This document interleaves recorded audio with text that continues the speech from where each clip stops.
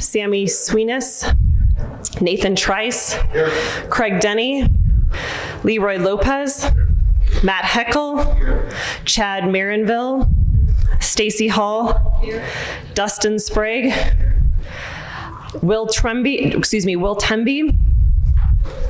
okay, Diana Chrisman, Chris Fielder, Wendy Burhansel, Larry Bull, Steve Carpenter, Jason Wilkins, Patrick Wojtek, Bob Bentley, John Shub, Kurt Slaughter, Jamel Austin, Tom Brisky, Jill Schrader, Jeff Gardella, Karen Heigl, Aaron Osterbiel, Kevin Benji, John Sullivan, Brett Humphrey,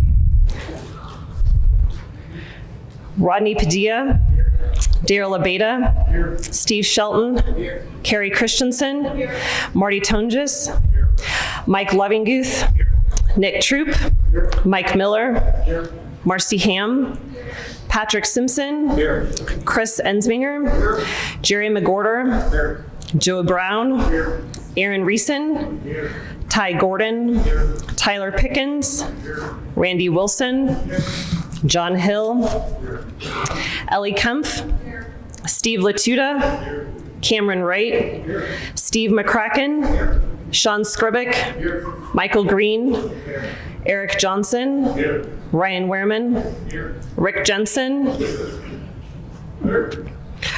Nick Baker, Blue Anderson, Andy Parks, Leo Garand, Mark Lowther, Cody Hines, Zach Odell, Jared Hinton, Dave Curtis, Carol Sams, Chris Medina, Mike Pruzanowski, Jake Trahern, Kyle Graff, Clark Kindler, Jerry McCormick, Greg Hawkins, Danielle Campbell, and Bonnie Wallen-Kuntz. Great, thank you.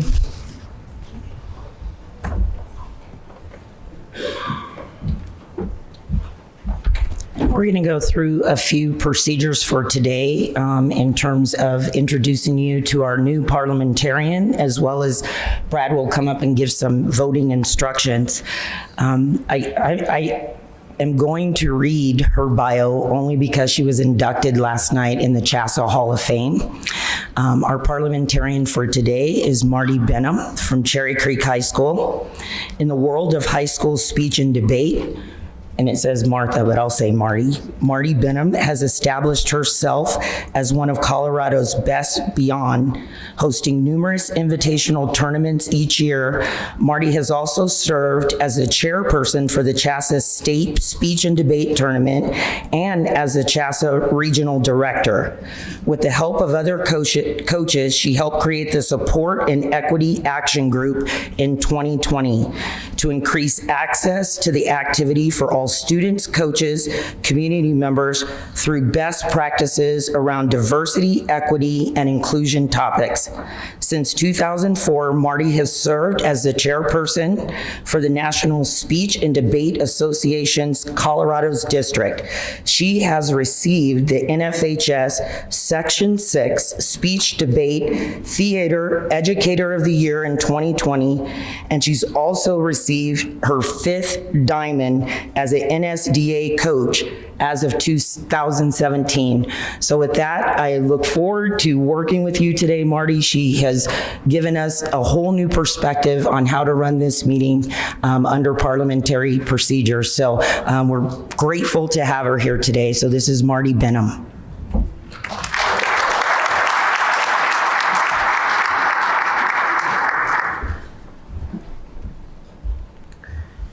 Thank you, Rhonda. Thank you for inviting me to be here today, and I'm honored to help you with your process. We're going to use parliamentary procedure. You have rules of order regarding CHSAA bylaws and your meetings. And so I'm going to attempt to assist you with that process. A couple of reminders that I would provide from those rules of order. A league cannot second its own motion. No debate on a motion shall occur until the motion is seconded. And no member shall speak more than once to the same question without leave of the Legislative Council unless he or she is the mover, proposer, or introducer of the matter, pending in which case he or she shall be permitted to speak and reply. And no member shall speak more than a total of 5 minutes on any question.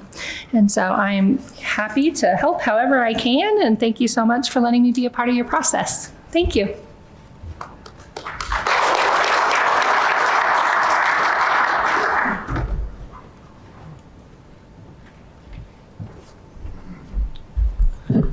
Hello, everyone. We'll be using Slido for our voting system. Any of you that participated in the last Legislative Council have used this system. We wanted to run a quick test, obviously, before we get started. You should all have instructions from when you checked in. These instructions are on the board here, but minus the code. Please go to slido.com, put in your event code, and keep that window open. Whenever a poll opens, it will appear on that screen and you will be able to vote. Once you've selected your vote, do not forget to hit the blue send button, okay? I'll give everybody 10, 15 seconds to log in if you have not.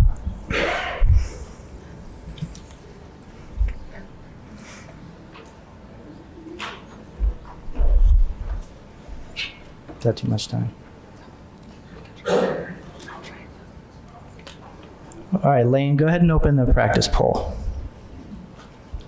And go ahead and vote if you're ready.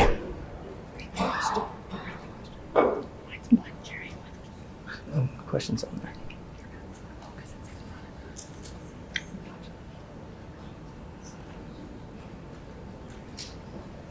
there? Open for about 70 plus. Good. It's percentage. Anything under 67%. 69. Pretty good. So we have Okay, thank you. how many is that? Yeah. 69. So you can see? Oh, up there. Gotcha. And then How many people do we have? Is that right? I don't know. Okay, moving on. We are jumping right into this. Item 1.0 is the approval of minutes.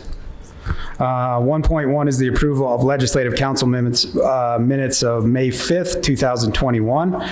And I would need a motion to go ahead and approve those minutes. And we're going to do the motion process. So if you're going to make a motion, if you could go ahead and hold your hand up and call out what league you're in. And then first name and first name and league. So if you're going to make a motion, so if you could say, let's see if Karen can do it. Karen, Denver Public Schools. Very good, Karen. Thank you. So she will go ahead and do that. We'll record who makes the motion, and then we'll do the same process when we do seconds. So we would need a second for the approval of the minutes, item 1.1. Tom from the Continental League. Thank you, Tom, for your second. Any further discussion or any discussion related to item 1.1? Seeing none, we will go ahead and take a vote for the approval of those minutes. If you could bring the Slido up for that. Please go ahead and vote. We'll go for about 15, 20 seconds here for the approval of the minutes.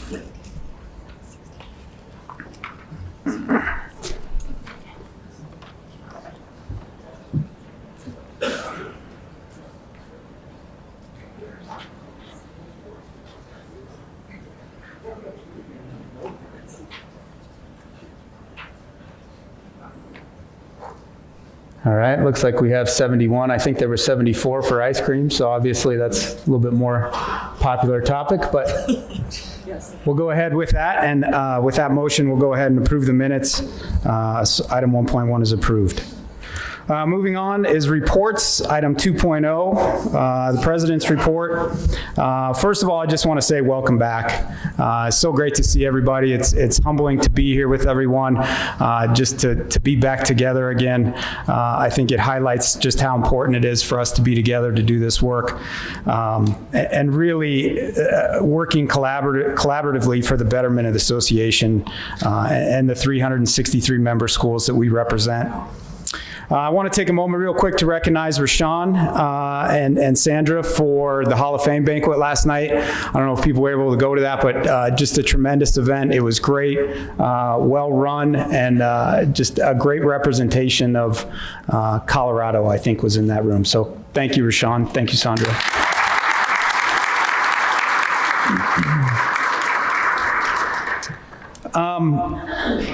I also want to take a moment just to thank Kathy Lentz for all her work, and the CHSAA staff just related to this event specifically.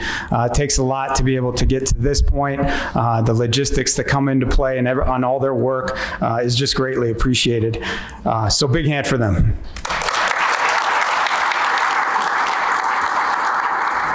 I also want to take a second just to recognize the work that CHSAA has done in preparing for this also. The time and effort they spent with those outreaches, I think, serves us well in the long run and will serve us well today. So thank you, CHSAA, for the time and effort you put into that.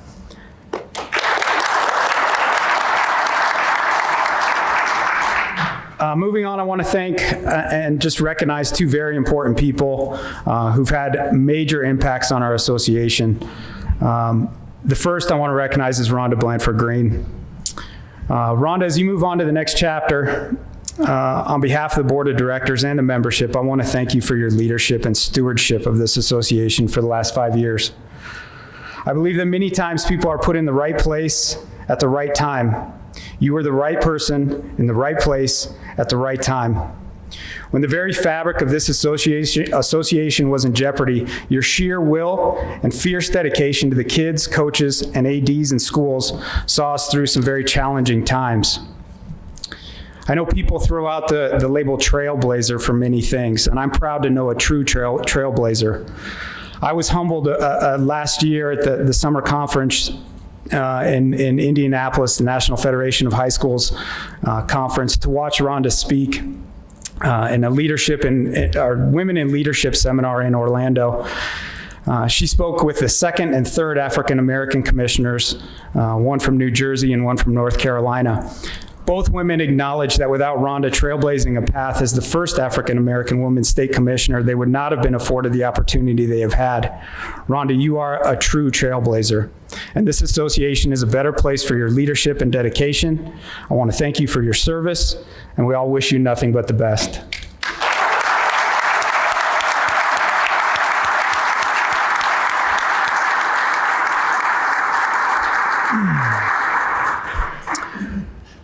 Next, I want to take a moment to celebrate the life of someone whose positive influence on this association simply cannot be measured. Tom Robinson was someone who embodied the CHSAA ideal.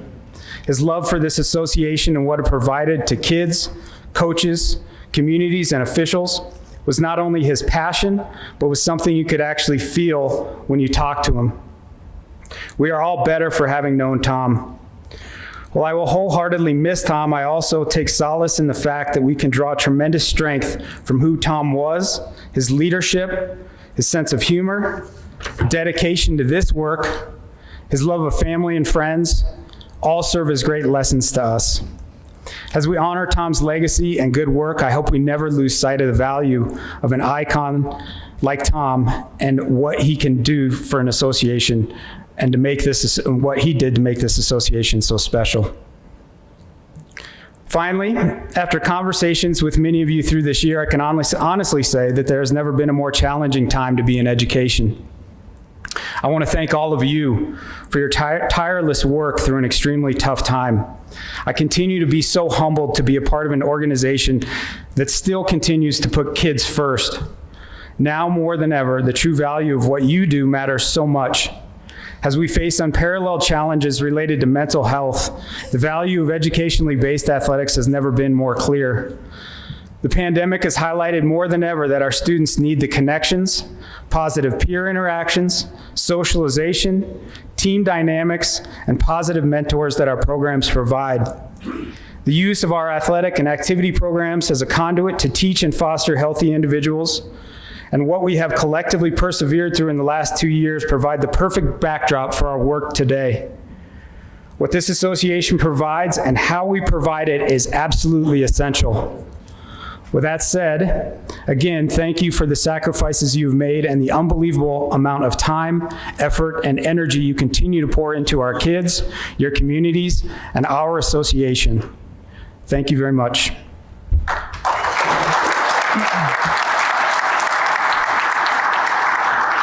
Next up is Rhonda with item 2.2, the Commissioner's Update.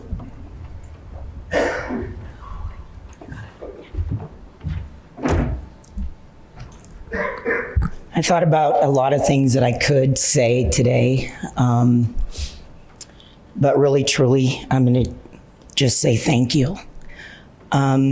It's no secret that for the last 14 months, right, we've been through a lot together.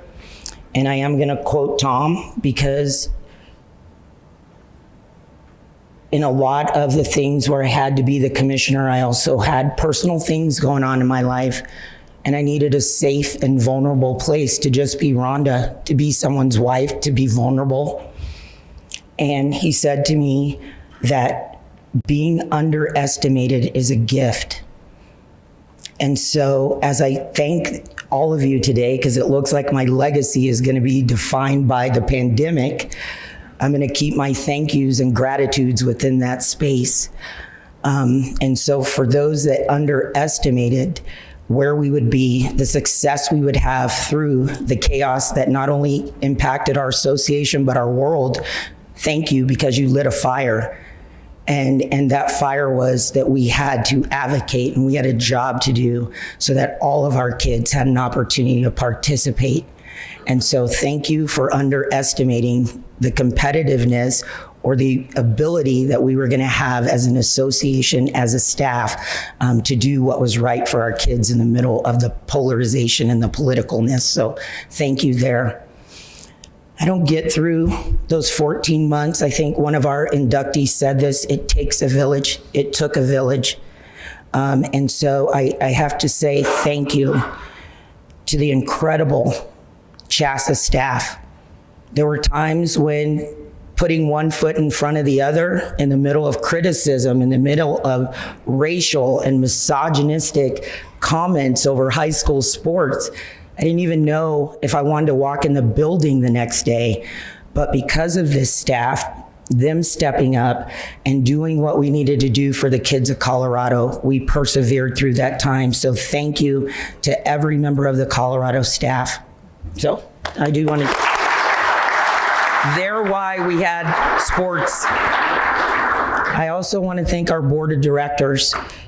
At a time when you were being criticized and asked to step in and lead from wherever you represented across the state, you allowed this staff and this commissioner to do their job without micromanagement because you knew we had a lot of hands in our pie.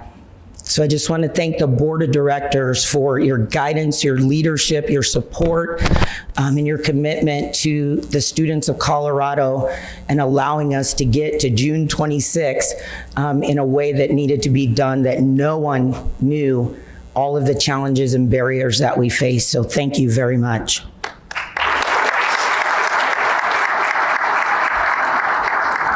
And last but not least, I just, again, want to thank the membership. There are times when not only your support, but you knew some of the things that were going on and you held me up with your text messages, your calls, your cards. And I just want to say thank you again. There's this exterior of strength that happens when you are a female in a male-dominated profession and you don't like for people to see that you have cracks or you have areas of weakness because it becomes a target. And I had no choice in the last 14 months because I didn't know what path I was going on, both professionally and personally. So I just have to say thank you for those of you who knew those things and would just take a moment to just send a text, not Rhonda the commissioner, but Rhonda the person, and saying, you got this. You got me through the last 14 months. And I told him I was going to do this. So, sorry, Paul, you have to come up here. Paul Kane. I know. And I do, if you will allow me. There are two other gentlemen in this room, and I think sometimes there's been perceptions that this person was maybe extremely critical of me or my leadership, but I can tell you that exterior that he showed, he doesn't know what his calls and texts meant to me, and even his peace lily that is blooming right now, and that is Ernie Durera. We work together. He's never been afraid to say what he needs, say what the membership needs. He does it with honesty. So Ernie, I also want to thank you for holding me accountable, questioning some of the decisions in a way that was respectful, but also was a voice of the membership as we made those decisions last year. So thank you, Ernie. And I also know there's no secret that Larry Bull and I, he's been a sounding board. He's also been your voice in the direction that you needed to go. And there would be times at midnight, we would be on the phone saying, where do we need to go? So Larry, I also can't thank you enough. But I'm going to share just a quick personal story. So shortly after my husband passed away, I took a flight and I landed, and I realized that there was no one that cared that I landed. I didn't have anyone to text to say, I'm here. And I got my bags and I went around the corner, and I just really had a Rhonda moment of crying and just saying, nobody cares anymore if I land, and nobody cares if I got here on time. And right at that moment, Paul Kane called me, and he said, you okay? And I said, I'm not okay, Paul. And I started telling him that story. And he said, from here on out, whenever you land, you text me and say, honey, I'm here. And so for a year and a half, every time I land, I have the opportunity to text Paul Kane and say, honey, I'm here. And I got to tell you, probably without a doubt, I'm going to say maybe once, twice in a week or so, Paul Kane will text me or reach out to me and just say, are you okay? What do you need? How can I help you? And so I told him I was going to blow up his hardcore exterior today. But for 14 months, this guy has reached out to me at least once or twice in a 2 or 3 week period just to check on me. And so I just wanted to say publicly, thank you. Thank you, thank you, because you guys are the reasons why I made it through the last 14 months in the most debilitating time of my life. So with that said, have a great meeting today. It has been my honor to serve you. We haven't always been on the same page sometimes, but we've always had the same mission and vision in the forefront, and that is Colorado kids, programs, inclusion, and providing opportunities for the underrepresented gender, as well as those students that walk our halls. So thank you, and I will treasure this for the rest of my life. So thank you.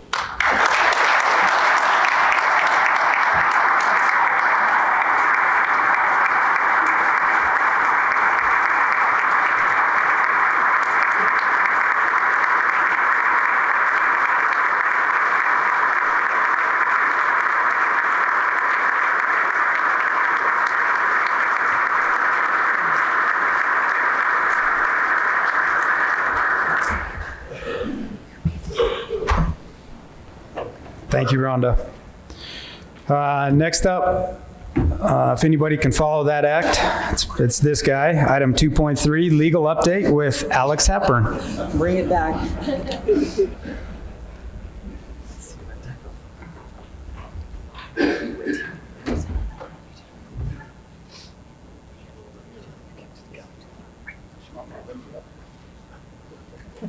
Whichever one you want, Alex. Good morning, everybody. It's a pleasure to see you all at once rather than that little square thing with the little cubes in it. The good news is we've had a comparatively peaceful year on the legal front. Last year was tough for, I think, us as an association, tough for me as your attorney, I have to admit. And I would be remiss if I'm a little bit nervous having Rhonda behind me. You can't tell what could happen. But it's been a great pleasure working with Rhonda and getting to know her and building what I think was a really successful professional relationship. She's a good boss, so to speak. And, you know, a good client representative like Rhonda knows what to use the lawyer for and what to not bother to use the lawyer for. And that takes time, but it's really been, you know, I think Rhonda figured it out. And in some ways, it's nothing better than having a good client from a professional point of view, and by now, a good friend. So that's all just to kind of make sure that I take enough time that it was worth your while having me come up here. We had a very quiet year. We didn't have any litigation this year. We got the Harris case behind us, although I think I'll carry the damage from that personally for a long time. We had a couple of appeals to the board, but those were handled. It's worth noting that the amount of time and sort of energy that the board puts into resolving these appeals is really amazing. I sometimes think, well, I'm sure, because I've seen all the nasty emails, or a fair number of them, that people don't appreciate the effort that is actually put into resolving the individual's problems. They're just not ignored, and I know you all do that at your local level. Anyway, let's hope that 2022-23 is as peaceful as 21-22 on the legal front. And I'll wish you all the best of luck with your resolutions today. And thank you again for the honor of representing the Colorado High School Activities Association.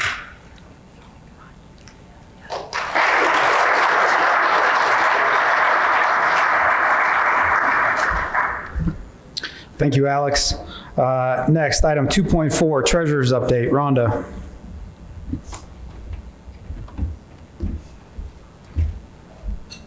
Again, I get to say thank you.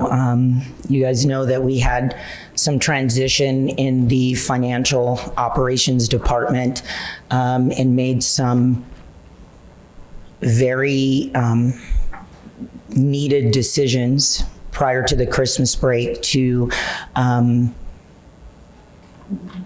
that person voluntarily resign. And then again, I go back to don't underestimate. We had a star for our association that left us. And once that voluntary resignation happened, I called Luke and said, what are my parameters? What can I do? Because we want her back.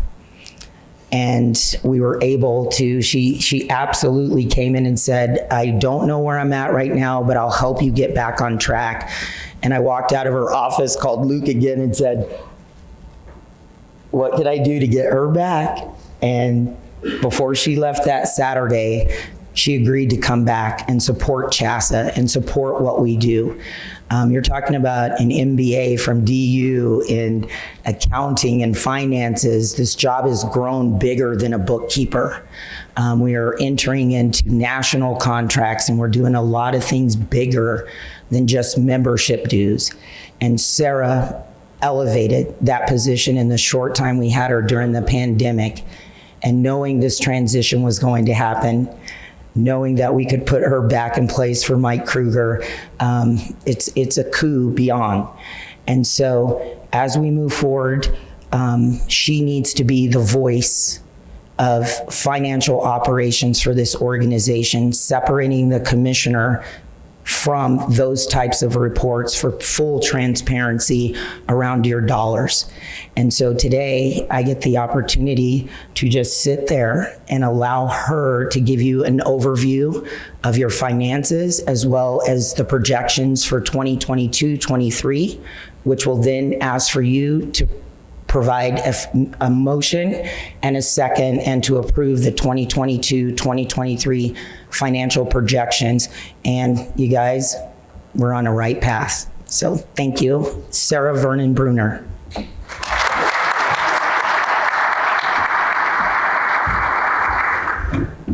All right, thanks, Rhonda.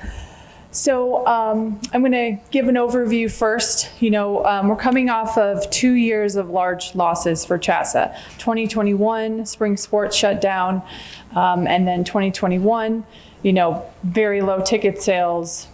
Spectators weren't really at sports. So it's really great to see that this year we're rebounding from that. We're seeing, we're on track with our projections for the year, positive net income. And then as we look forward into 2022 to 2023, we are returning to our pre-pandemic financials. And really, we looked at fiscal year 19, 4 years ago, to plan these numbers and look at that. So again, healthy net income for us overall. We are still trying to be very conservative with our expenses. That's just part of, fiscal stewardship with our finances. But also, as we have had a couple tough years, we want to try to return some of the funds to the reserves that we have depleted over the pandemic. So we are investing where we need for the membership. Officials and sportsmanship is a big topic that we're putting some additional funds into. Our electronic platform, and also our corporate insurance. We've seen some large increases because of the settlement. We also want to make sure we're fully protected if that were to happen again. So going into an overview of our income. So about 55% of that comes from our tournament revenue, state ticket sales, TP&F. So that's a very variable part of our revenue that has fluctuated a lot, especially during the pandemic. 24% is our membership and participation fees. That is a very stable base of our revenue that's very important to us and helped us a lot during the pandemic to be able to get through that difficult time. And then 21% is miscellaneous areas such as corporate sponsors, courtesy cards, coaching registration. That's kind of an overview there. So if we look at a more detailed view of our projections, I'm going to be focusing on the gray column, our budget for next year. So our membership fees, last year we put in a 2.5% increase in these through the budget committee that really helped us bounce back from the pandemic. So we're planning on that again next year. Gonna just kind of hit a few other highlights under programs and officials. Coaching registrations, another big one here. It's been very variable during the pandemic, so we're hoping to see that level off this next year. Officials really, and electronic platform really just covers the cost of those programs. T-shirt royalties is bouncing back because more spectators are at events and we're able to see larger sales there. Corporate sponsorships, it's exciting. We have a couple new sponsors coming on next year. Jen Roberts-Eulig has worked so hard on that. So that's really great for us to see. especially coming off of a pandemic. And then courtesy cards, hopefully we'll see a little increase there too. So as we go to activities and sports, again, not going to go through all the details here, but it's great to see that these are rebounding to, numbers from 2019. Music's back, speech, we have some format changes next year that are impacting our income. And then, sports, we have some venue changes next year that will hopefully positively impact our ticket sales. So overall, our income of $5.3 million, we're up about 9% over this year. So getting back to those more solid numbers. So expense-wise, a breakdown there, about 40% of our expenses come from putting on our sports and activities, so state championship events, everything that goes into them. There are some cost increases in that this year and next year. 10% is programs, committees, putting on meetings like this, officials, et cetera. And then about 50% right now is our operating expenses, and those expenses that allow us to put on our sports and activities and have this association. So getting into a more detailed look of our expenses, our committees, some of our meetings have remained virtual, so that is helping on some of our costs. Obviously there's costs to put on a meeting like this. Going into our operating expenses, really we are trying to control this as much as we can. That's an area we can try to control. We mentioned corporate insurances. We're seeing an increase just due to our settlement last year. Legal, we're planning some potential increases as we've just had more activity in that area. But trying to control our office supplies and fun things like that. So, and then programs, the electronic platform, that's an area we're seeing huge savings from when we made this change to big teams to our school. So commend Rhonda on that change. Huge savings to us and the membership for that. And then, we're putting some more investments into officials, sportsmanship, plan to run some programs next year.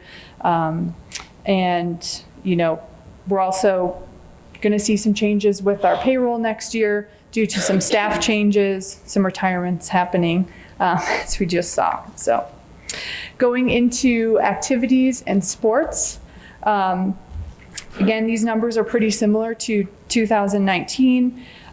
In sports, we are seeing some increase in venue costs. We saw it a little bit for this year, like Ball Arena, for example. And, it's not just the venue costs, but it's everything that comes along with it, the workers at those venues, the food that's there. So definitely some increases that we can't help there. So our total expenses, almost $5 million.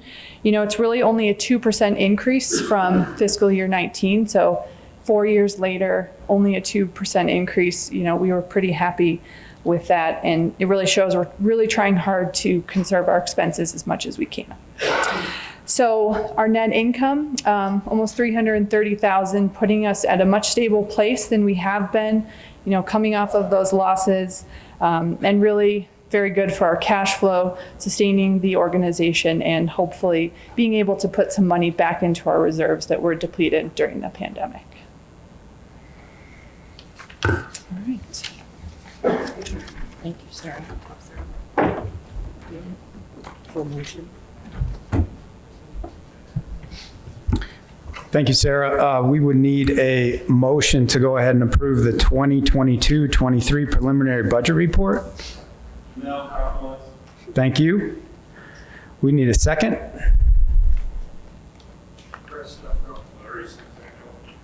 Chris Jeffco, got it first. Any further discussion?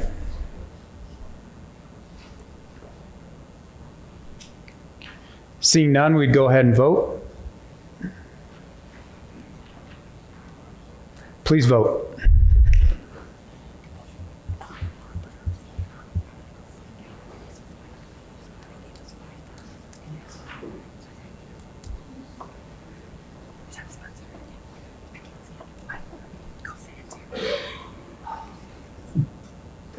Great, thank you. With that, preliminary budget is approved.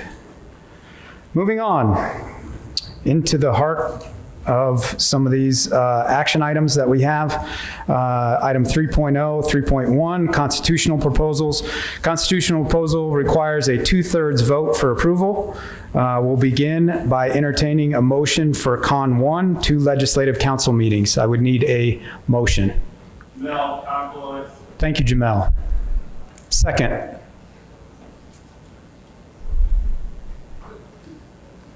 Larry, That away, Larry. Nice job. Larry seconds it. Any discussion related to Con 1, 2 legislative council meetings? Seeing none. Oh. Okay. Oh, you got a little excited. Yep. I get it. It's early in the meeting. We'll get there. Don't worry. Seeing no further discussion, please vote.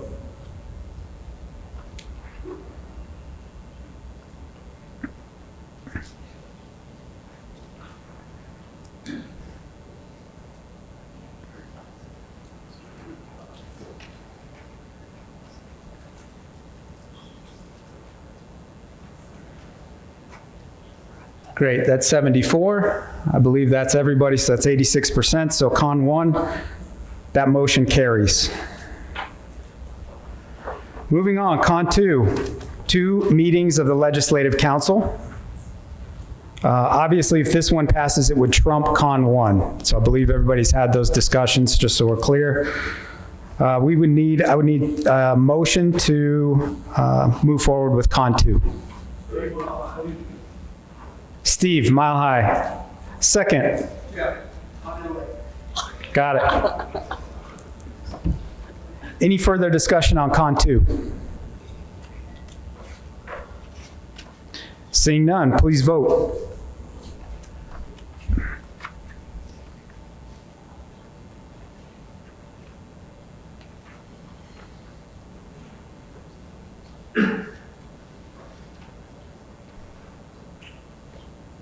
Good, 74, 89%, that passes. Moving on, Con 3, Rural Alliance Legislative Council member. We need a motion. Jamel, Confluence. Thank you, Jamel. We need a second. Sorry, Steve? Thank you. Any further discussion? He can't second because he's from one of the leagues. So Got you. Thank you. So we'll need he's from one of the leagues that's proposing this, so we'll need a different person to second. Joe Longspeak. Joe, Longs Peak. Thank you, Joe. Yeah, Joe. Any further discussion? Con 3. Seeing none, please vote.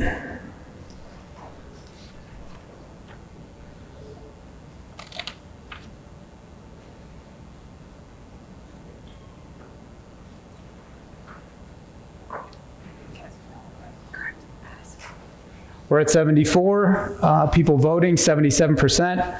The motion does not carry, it fails. Moving on, Con 4, Rural Alliance, Board of Directors position. We need a second. Or sorry, we need a motion.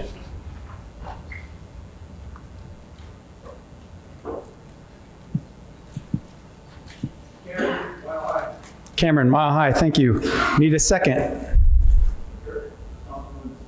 Thank you. Kurt. Yep. Any further discussion? Seeing none, please vote.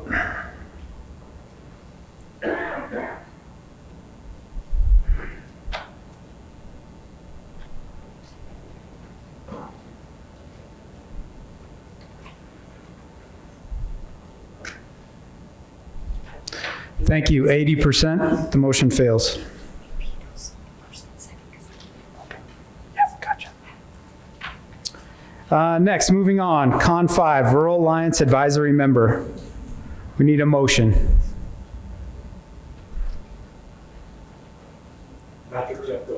Patrick Jeffco. Greg. Western Slope with a second.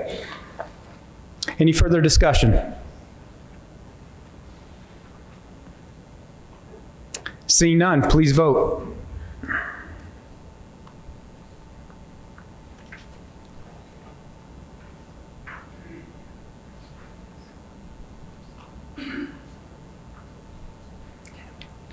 %76%, the motion fails. Moving on, Con 6, CHSAA committee members.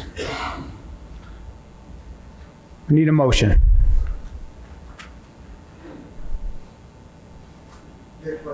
Nick Frontier. A second. Ty Longs Peak.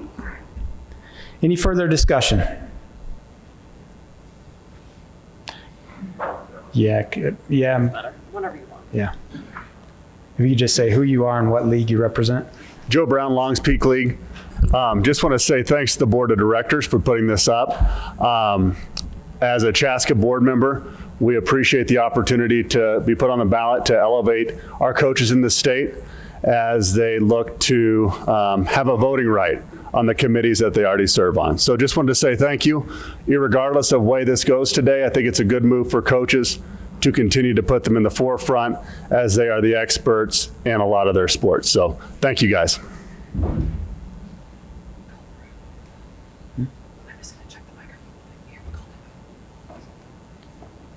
Any other discussion? Seeing none, please vote.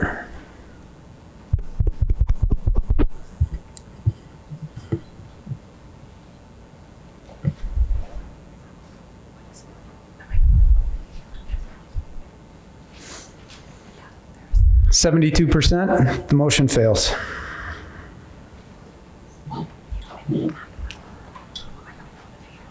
Oh, that was easy. Done. Constitutional proposals. Moving on. 3.2, administrative proposals. These proposals require a majority vote for approval unless otherwise noted. We are moving on to Admin 1, senior students enrollment in college courses. We need a motion. Kevin, Denver Pratt. We need a second. Tom, Continental. Any further discussion?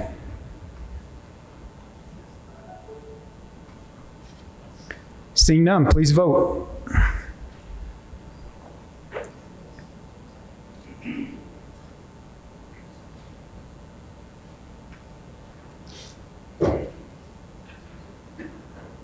%97.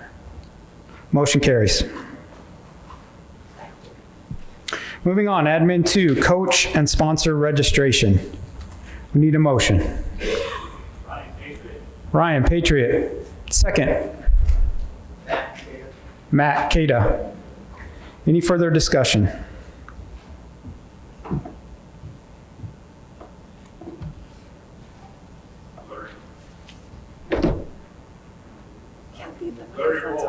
Centennial League. We like the concept. We're just concerned about the reality of timing. Some of the season starting August 1st. Sometimes we don't even have coaches hired for that. They have to be cleared to our district before we go with this. I guess the other part is on the proposal, it says directors must enter, and then down on the rationale, it says that they have to complete all the CHSAA requirements. We're not against the CHSAA requirements, but I think timing-wise puts schools in a very difficult spot with that.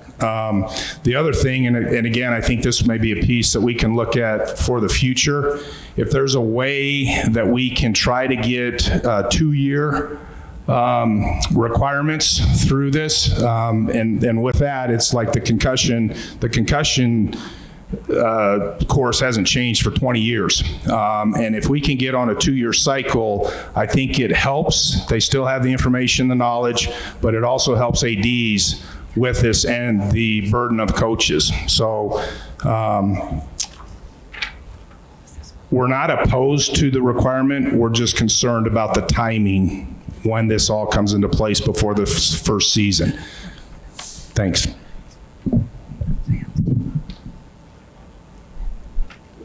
Thank you. Any other discussion?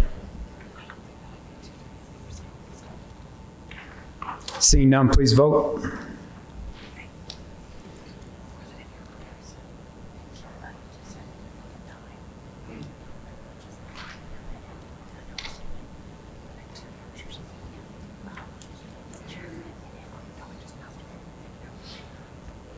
%, the motion fails.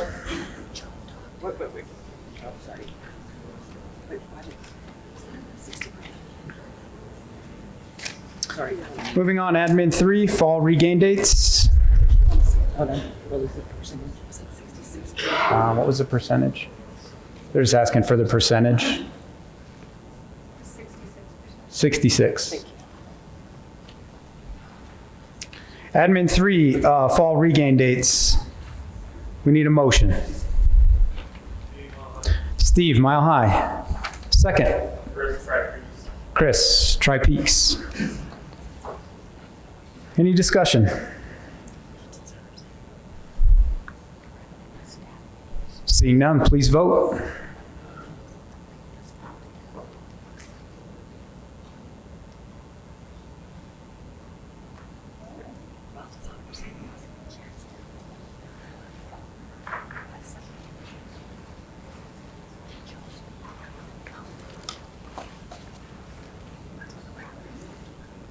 %, the motion carries. Next, admin 4, winter and spring regain dates. We need a motion. Andy, Pikes Peak. A second? Sean, NCA. Sean, NCA. Any discussion?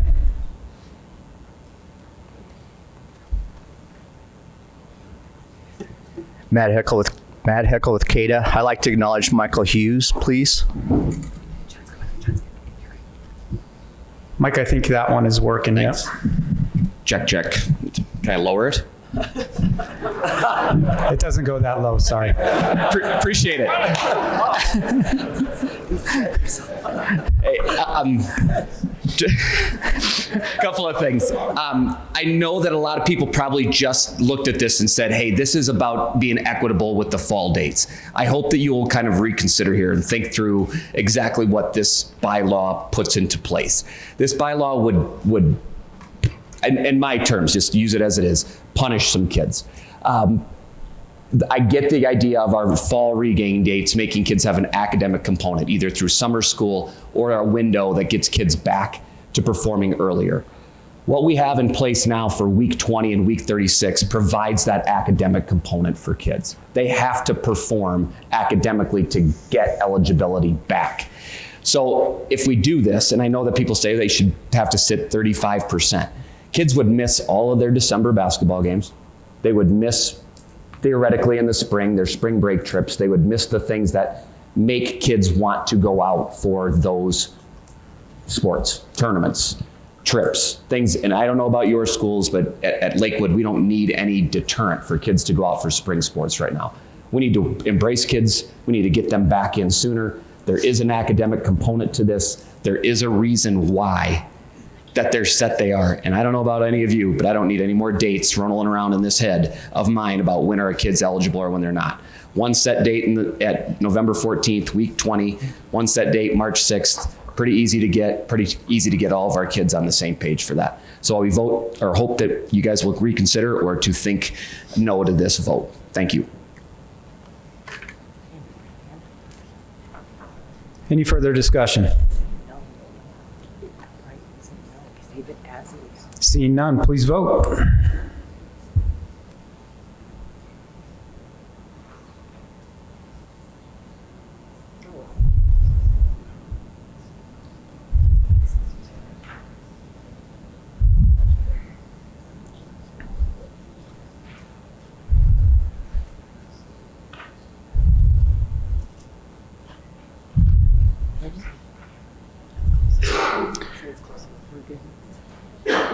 That's it. With a majority vote, 64%, the motion passes. Admin 5, transfer 50% of sports season. We need a motion.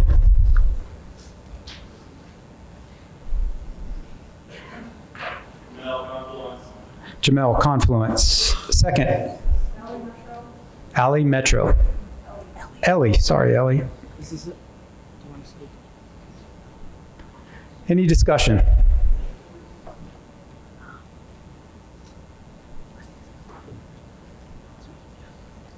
Seeing none, please vote.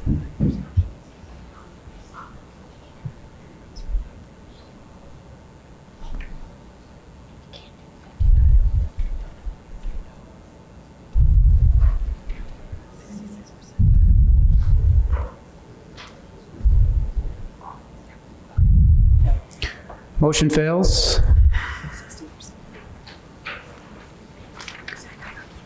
Admin 6, transfer athletic motivated burden of proof.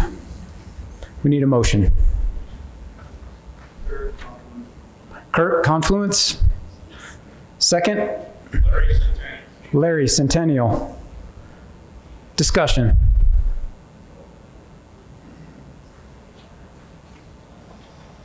Seeing none, please vote.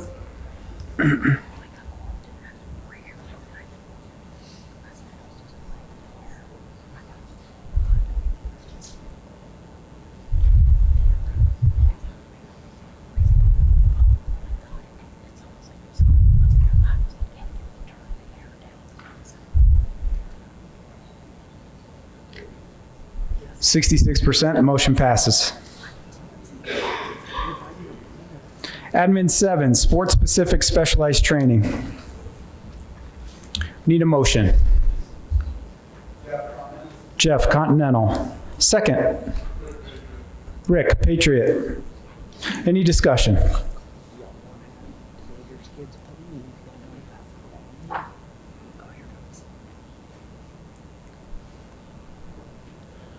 John, Colorado Springs Metro League South, also speaking for Colorado Springs PPAC and CSML North. Guys, this is a great idea to start with. However, it backs us into a corner from our perspective because it doesn't define what club sports are. Okay, when we look at kids with specialized athletic training, we talk about volleyball, we talk about gymnastics, we talk about softball, we talk about baseball, soccer, you have it, and it talks about specialized sport training, not connected to an academic setting. This takes away all of those kids who participate in athletic club events. We ask you to reconsider this, as this is a great starting point, and we understand why this came forward. But the case here, guys, is we want to rethink this so that we don't alienate our kids that are club athletes in every sport across the board, because they are enrolled in school, but we just need to redefine what club is and what specialized sports are for this. Thank you for your reconsideration. Thank you. Thank you. I am going to speak to this only because we were able to stop an injunction on the state association because the current bylaw doesn't define what specialized sports and what club is. This absolutely does not take away opportunities for club. It speaks to what is the difference between a club and a specialized training program, which legally we had to come up with some language in order to move the wrestling tournament forward. There are many points of emphasis on here that allows the membership and an athletic director to determine whether or not a student is participating in a specialized program. If you're in a club, your parents don't sign over their parental rights for you to live in your coach's house. It is very clear that the current bylaw puts us in a position whereas we created language, it's been overseen by our legal department that yes, this is a starting point. It may have to be defined better as we move forward, but it absolutely separates what is a specialized program from someone who just participates in a volleyball or a soccer or any types of extracurricular or extra activities outside of the academic standing.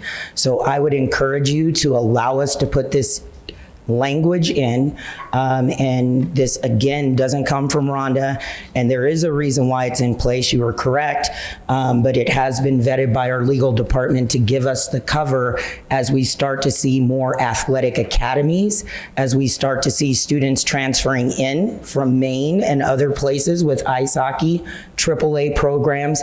We need to be proactive and get in front of what we're seeing is going to be the future of high school participation.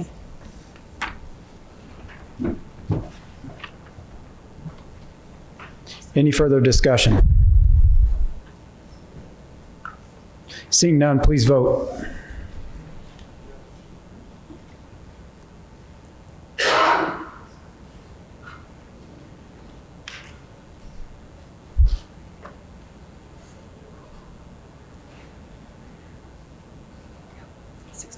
%. 61%, the motion carries. Next, admin 8, name, image, and likeness. We'll need a motion.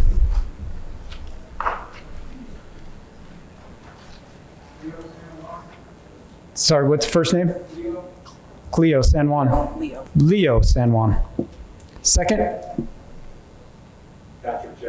Patrick Jeffco. Any discussion? Seeing none, please vote.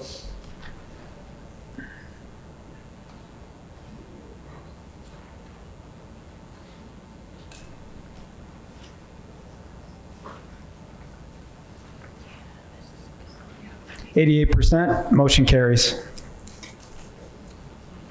Admin 9, Sunday contact. Need a motion. Eric, NCAC. Second. Kyle, West Central. Any discussion? Seeing none, please vote.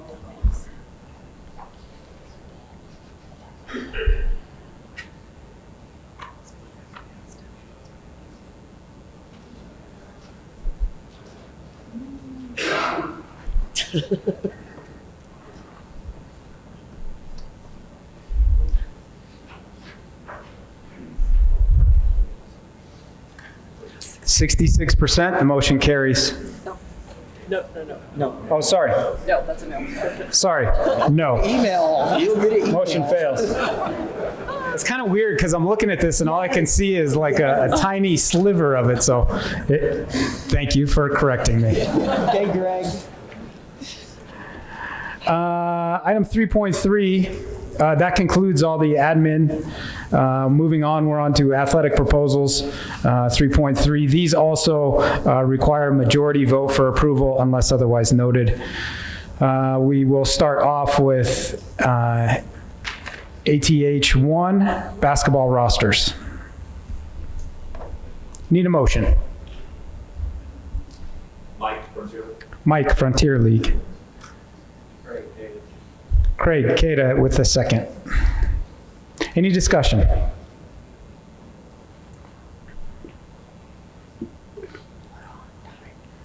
Seeing none, please vote.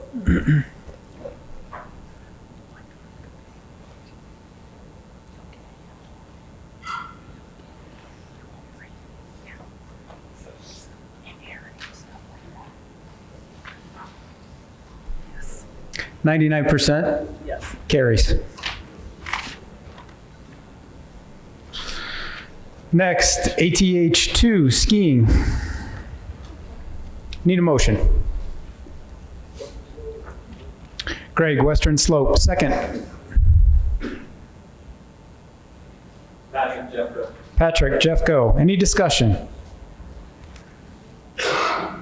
Seeing none, please vote.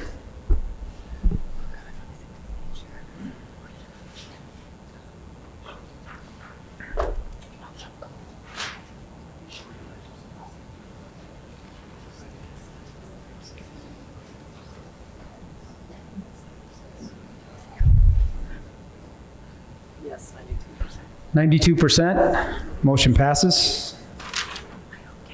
Moving on, ATH3, Spirit Season.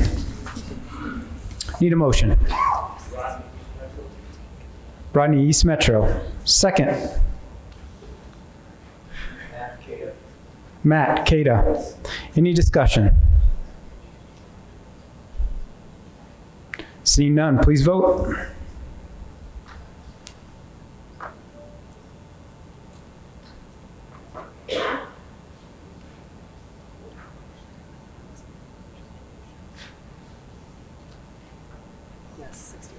Yes, the motion passes 60%. Moving on, ATH4, Tennis. Need a motion.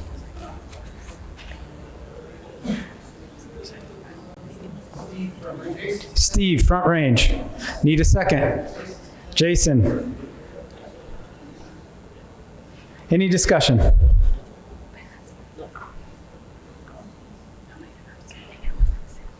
Seeing none, please vote.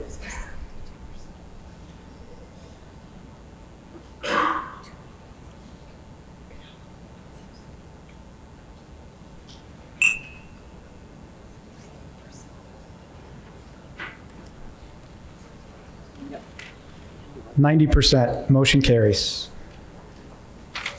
ATH5, boys volleyball. Need a motion. Mike Tri-Peaks, second.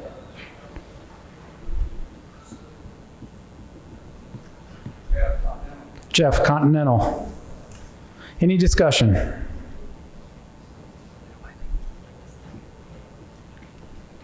Seeing none, please vote.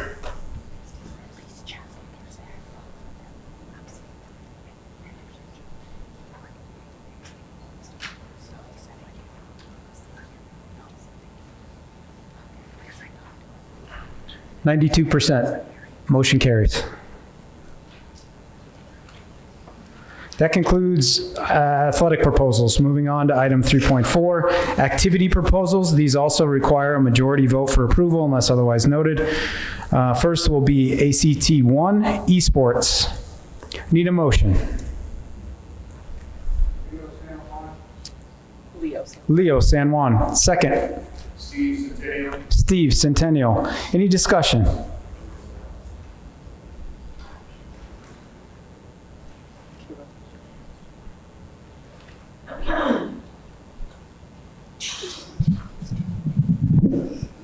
I need to drink some milk if this needs to be this low. My goodness.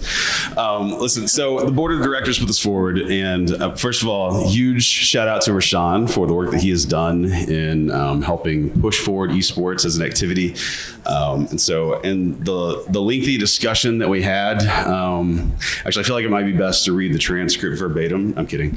But the discussion is that I know that this is a competitive activity and that there is a trophy at the end, and there's some concern about the eligibility requirement and the periodic check. And so we really just want to encourage schools to treat this like you treat your other activities like speech and debate, band, music, and all of those things, and help it grow. Rashawn has done a lot of research and a lot of work in trying to see what other states are doing across the country and how they're building this up. And this is a really good opportunity for Colorado, a way for us to engage new kids and re-engage kids that have fallen out and we're trying to get them back. So we really support this proposal.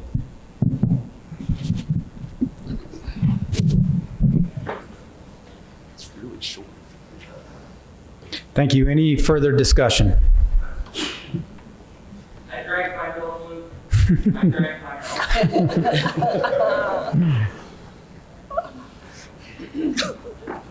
All right, seeing none, please vote.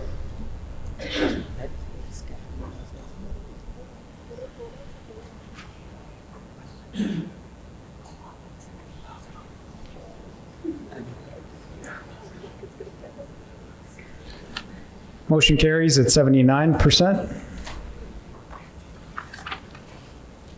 Moving on, ACT 2, student leadership. We need a motion. Chris Jeffco, second. Karen Denver. Any discussion? Seeing none, please vote.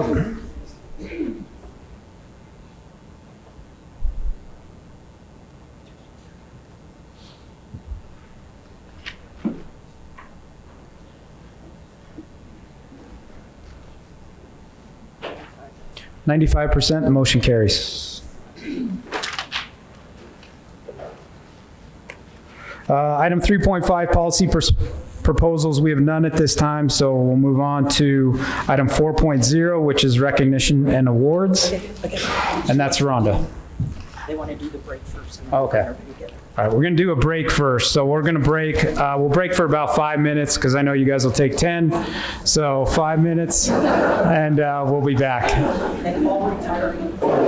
Want to try to stay on time schedule as much as possible.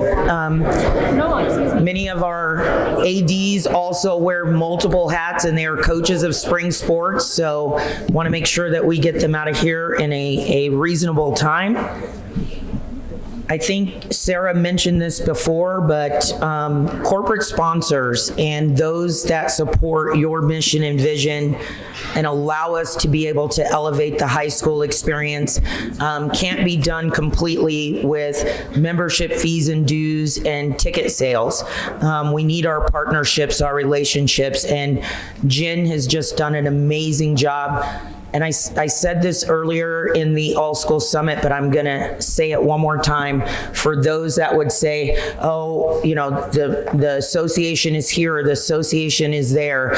And it's an opinion, because our national presence and the fact that we have partners for over 30 years and partners that are knocking on the door to be a part of what Colorado is doing speaks volumes to the credibility that you have across the nation.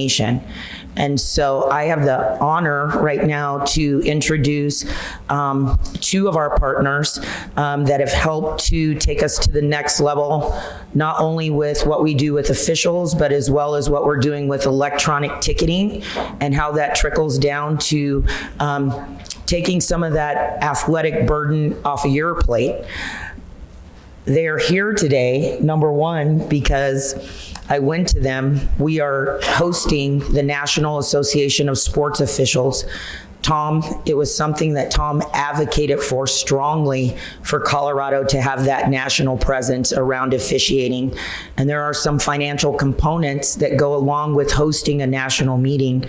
And knowing what our operational budget is, and as we recover, I reached out to two of our partners for the opportunity to offset the cost, and without fail, they said, whatever you need, Rhonda, whatever CHSAA needs to have this Officiate Colorado Day, we're on. And so I'm going to introduce them because, again, they're bringing something to the table that puts us in the forefront of the different platforms and electronic opportunities that are out there. And so I will introduce, and they are going to tag team, George Vandermeid from GoFan and Spencer Evans from Arbiter.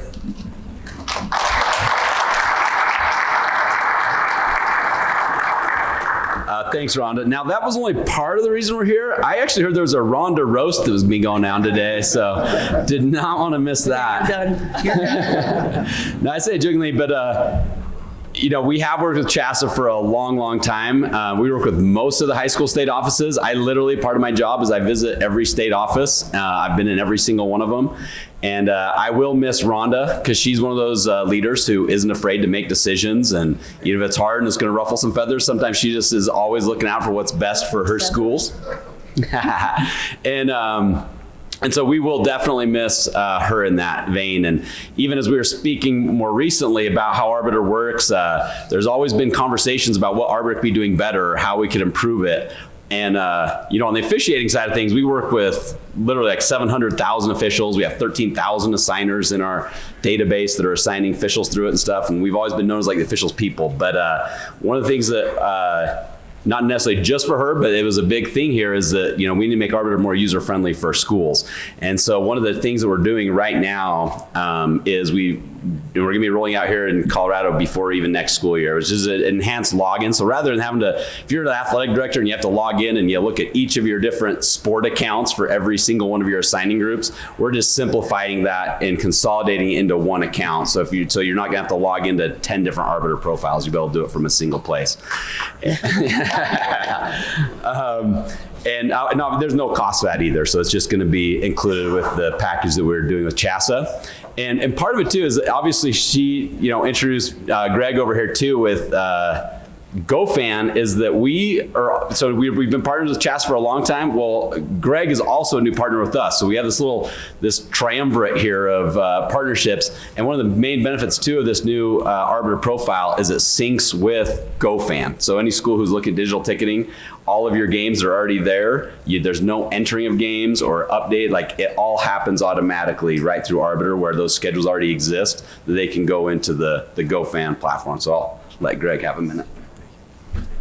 Thank you, Spencer. Appreciate that. Thank you, everybody, for allowing us to speak today. I really appreciate it. Huge thank you to Rhonda and CHSAA. We're very grateful for the partnership that we have here.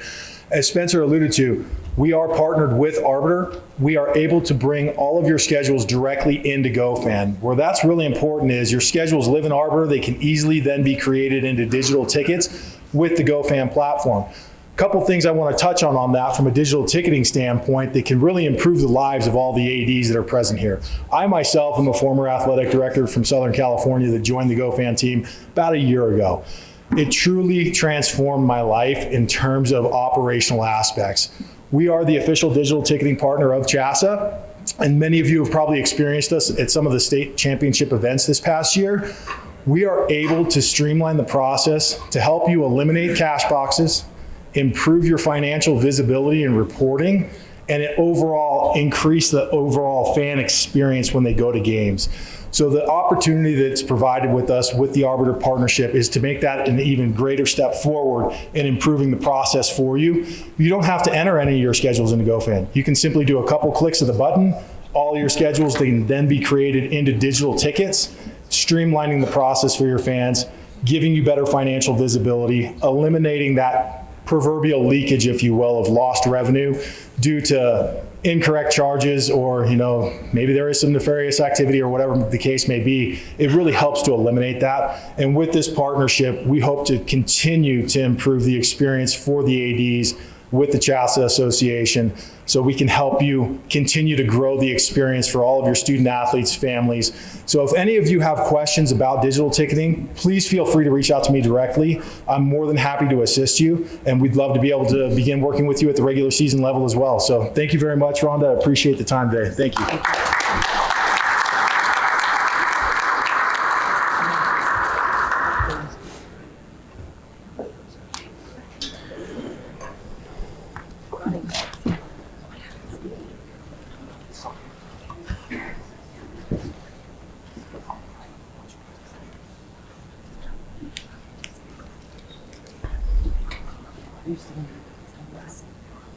We do want to take a moment and recognize some of our Nfhs activity awards for this year, and just let you know that our activity programs are doing things, of course, in your schools and communities, district level, state level, but also nationally. And so we just want to make sure we give you a chance to kind of hear some things that you might not hear otherwise about what's going on. Our year started with the recognition of Kevin Bieber from Crowley County High School as the Nfhs Section 6 Outstanding Music Educator Award. And so congratulations to Kevin Bieber, who is also the chair of our music committee. Ron, do you want to come down here for Kennedy? Do you want to come down?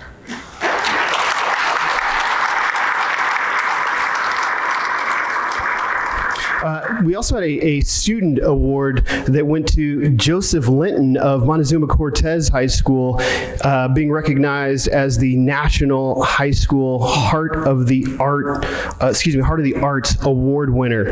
And Joseph could not be here with us, but we definitely wanted to recognize Joseph's work and his recognition by the Nfhs.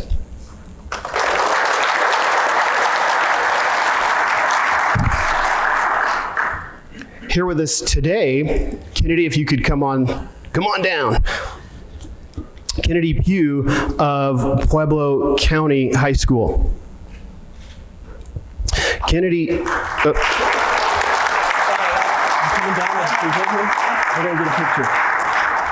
Kennedy is being recognized as the NFHS Outstanding Speech, Debate, Theater, and Academics Educator for our state.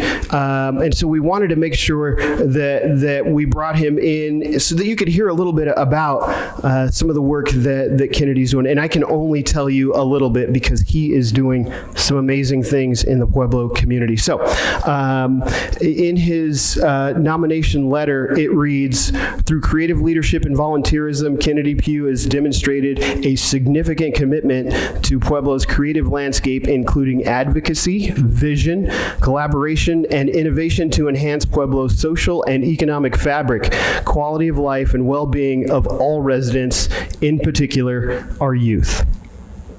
Some of the things that Kennedy is working on: a program called All Pueblo Reads. He is a founding member of that program. The Pueblo Arts Alliance, he works with them. Music for a Cause, the Colorado Arts and Artists Association, and just a few of the projects that Kennedy is taking part in. The Block Party Mental Health Awareness Week,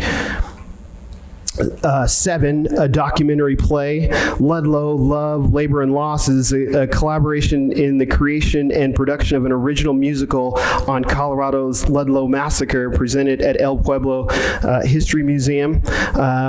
He's, of course, the speech and debate head coach for Pueblo County High School, and he is also the drama coach and the producer of one of their plays, No One Hears Unless You Scream, a play and suicide awareness and prevention project. This collaborative presentation is an innovative and comprehensive creative effort that brings discussion to a vital topic and connects students with mental health resources. The project has a strong intent of breaking down the stigma that surrounds mental health in our community. And again, those are just a few of the things that Kennedy is working on as he continues to just make things happen around and for the Pueblo community. So, on behalf of CHSAA and, of course, the NFHS, congratulations to Kennedy Pugh, Pueblo County.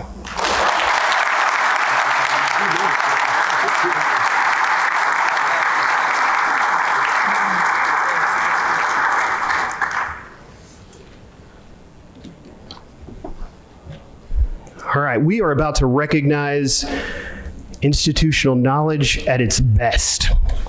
I counted it up, and this is about 640 years of education experience about to hit a beach near you.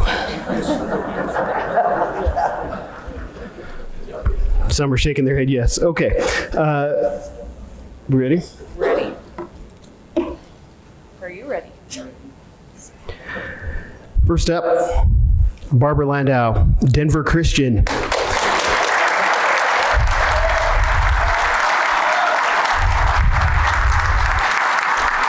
I have to share with you the number of years in education that Barbara, 41 years.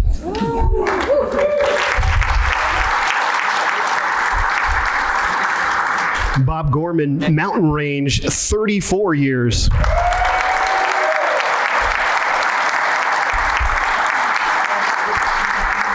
Some of our folks on this list are in-house, others are not, but we definitely have to share who and how long.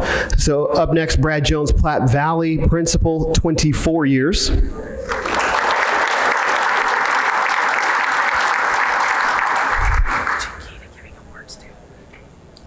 Brian Ray Payton, Superintendent, 27 years. I'd like to thank CATA for presenting our retirees with a recognition for their years of service. Up next, Kurt Wilson, North Conejos Superintendent, 31 years.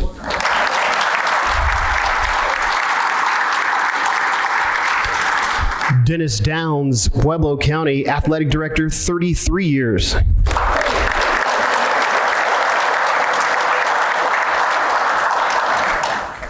Dr. Glenn McLean, Platt Valley School District Superintendent, 31 years.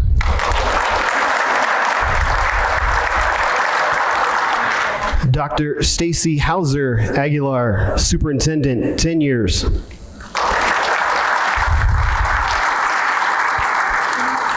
Jenny Smock Kalichi, Athletic Director, 31 years.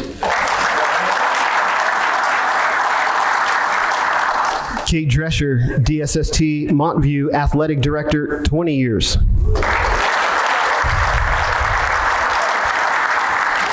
Kevin McGinley, Heritage Christian Athletic Director, 18 years. Rod Beauchamp, Fairview Athletic Director, 30 years. Terry Elliott, Riverdale Ridge Principal, 22 years. Tim Ottman, Ponderosa Principal, 31 years.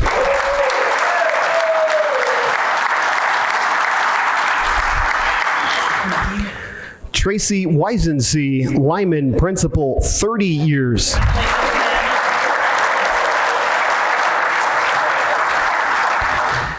Dave Hogan, District Athletic Director, Harrison District 2, 33 years.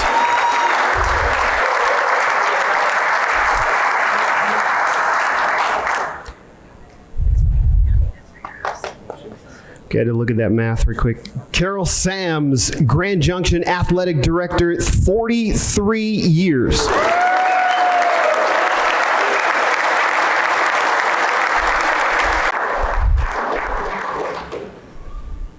Mike Weaver, Mountain Vista Principal, 35 years.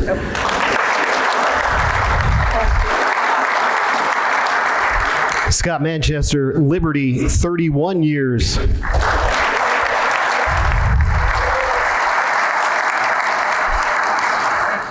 Ernie Durera, Severance, 22 years.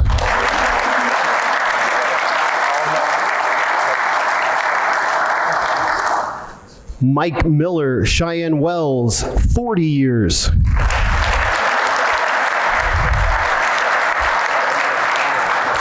Michelle Woodard, Strasburg, 30 years.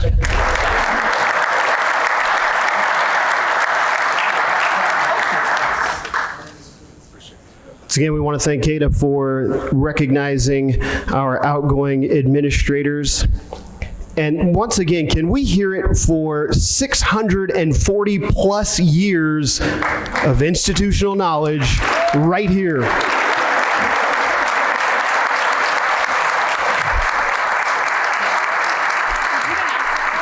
Yeah.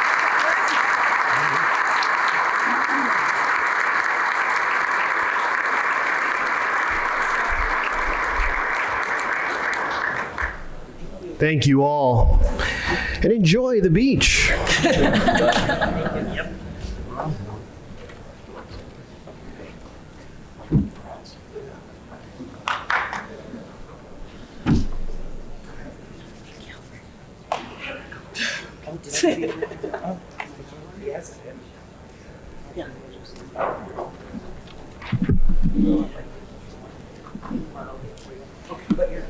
Okay, congratulations, all the retirees and all the award winners.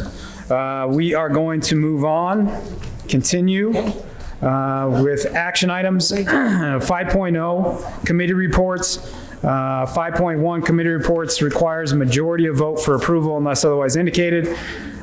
We will begin with CR1, which is the budget report, and I will turn it over to Mr. Kurt Wilson to go through the budget report. Rhonda Blanford Green. Oh, Rhonda Blanford Green. Again, as you saw that Kurt wasn't here, please keep him in your thoughts and prayers. He has some personal things going on. He would be here in the event.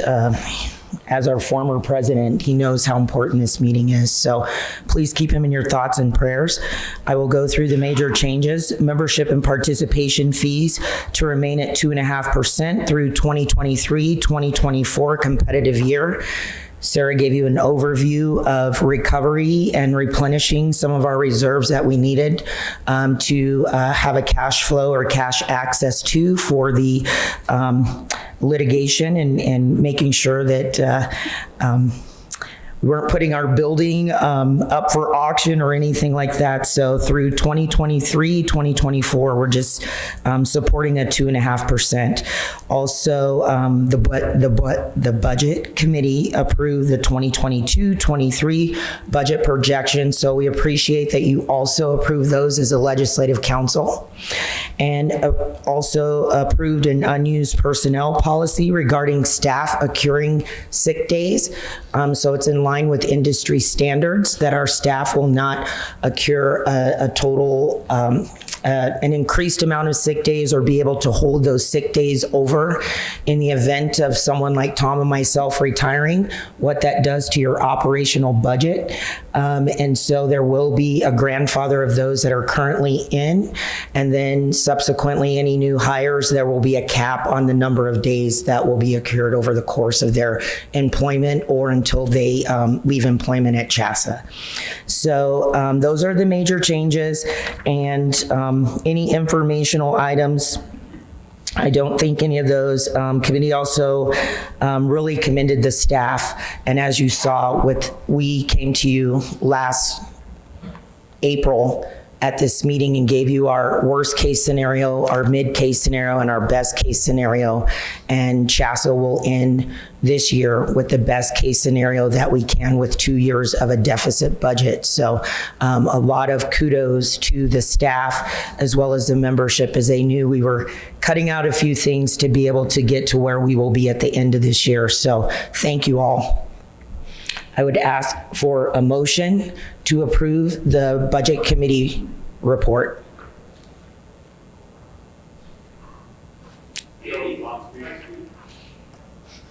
Which one? Andy. Okay, we're going with Andy. And then Joe, you want to do second? All right.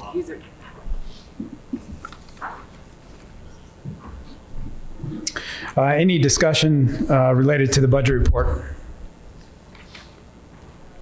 Seeing none, please vote to approve the budget report.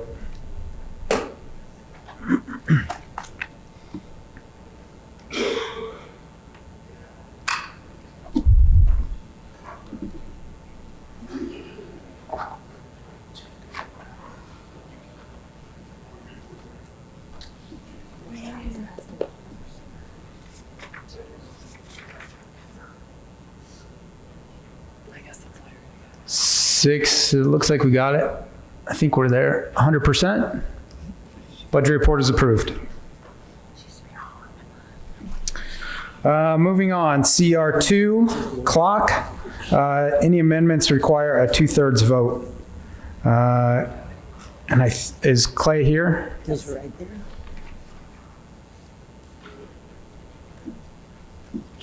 Yes. Are you ready? Do I need to hit a button? Is that right? Hey, good morning. My name is Clay Abel. I'm the Director of Secondary Education for Littleton Public Schools, where they also asked me to be the Athletic Director for the district. So I need to let you know, Ron had called me, I don't know, late in the summer and said, I have a great leadership opportunity for you. And everyone turned her down. And I thought about it, am I even qualified to lead clock? Well, I've never led a committee at CHSAA. So I thought about it and I thought, well, I'm used to getting yelled at on the phone and emails. I'm already in a position where, not everyone agrees with the decision being made or happy with it. And I already work in a role where if things don't go right, I get the blame. So I thought, well, I'm more than qualified to do this, as probably everyone else in this room, knowing what your role is. So with that being said, I do want to thank the committee. We have new members on the clock, and we have some longstanding or previous members, but I do want to thank the committee members for their work. We met on February 22nd. I do want to thank, and I know we streamed that meeting as well, but I do want to thank the committee for your thoughtfulness, for your discernment, and for your really just transparency and integrity and listening to the appeals and doing some of the work of the committee. So major changes. We did approve new league changes as in the report, item 3. We approved those A through F. We approved new school placement for North Fork High School. We approved the classification placement for Ray High School. And then we also approved the clock committee appeals, item 4 in the report A through H. We also talked a little bit about the note to the member bylaw 1500.21, which really looks at the criteria around the appeal. And if you know that bylaw, there's a list of a number of criteria that the clock committee will use to make decisions on appeals. And what we've come to land on, and you'll see the note in to the bylaw, is there's no one single element that is going to outweigh any of the other factors or the criteria. And what the clock committee is trying to do is take that list of criteria as a body of evidence and really making the best decision based upon the context of that sport, that school, that district. And I do believe that our committee did that in this on the February 22nd. So those are really the major changes and any information, informational items. So I do, based upon that, I do move for the adoption of the clock committee report as submitted to the Legislative Council. Great, thank you. Just need a second. Tom, Continental League with the second. Any additional conversation? Seeing none, please vote.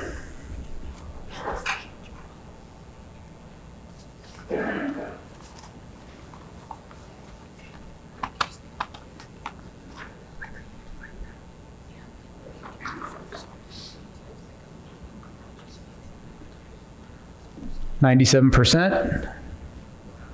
Report is approved. Thanks. Thank you, Clay. Next, moving on, CR3 Coach Education Registration Advisory, Jesse Shawcraft.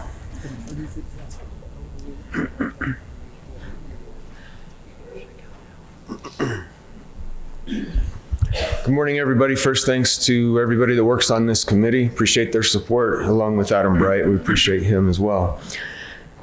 We have no major changes to report this year. So I move for the adoption of the Coaches Education and Registration Committee. Report is submitted to the Legislative Council. Great, need a second. Marty, Front Range. Any further discussion? Seeing none, please vote. Good job, Jesse.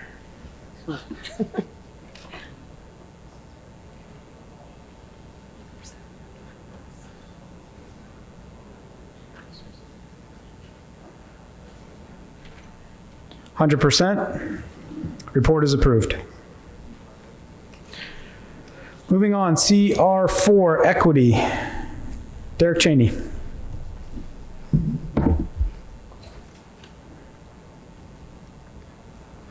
Okay, I'd like to thank the committee for their work, the equity, and of course Bethany for her leadership. Bethany's so great to work with on the equity committee, so Bethany, appreciate all your help and all the help from the equity committee.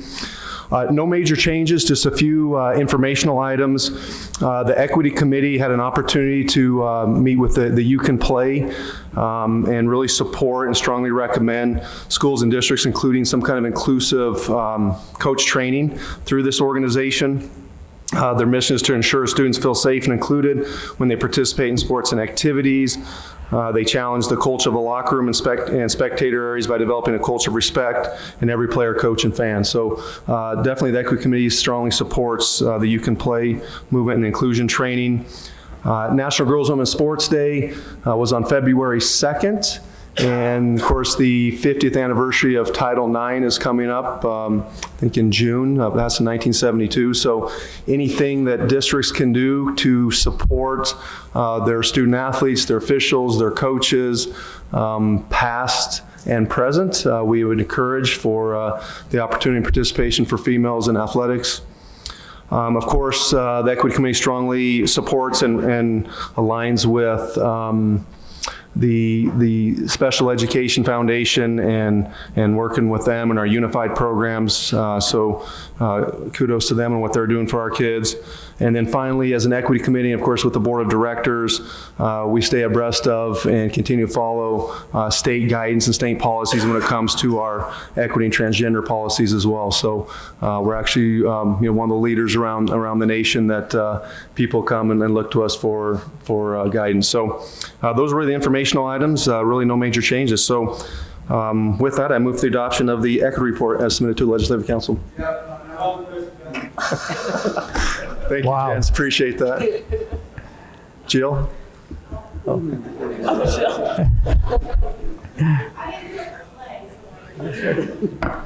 Thank you. It appears we have our second. So any discussions?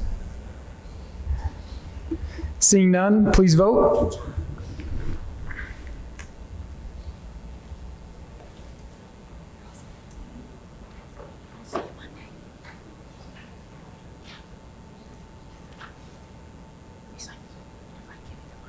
%, the report is approved. Thank you, Derek.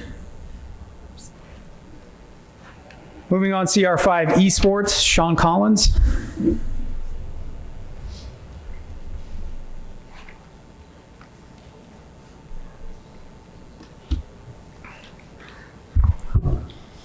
My name is Sean Collins, Arvada West. I'm one of the administrators over there, Go Cats. First, I want to say thank you to the Legislative Council for having me here today. I do want to talk a little bit about esports. I was told that I may have a time limit, so I'm going to try to keep this under an hour and a half.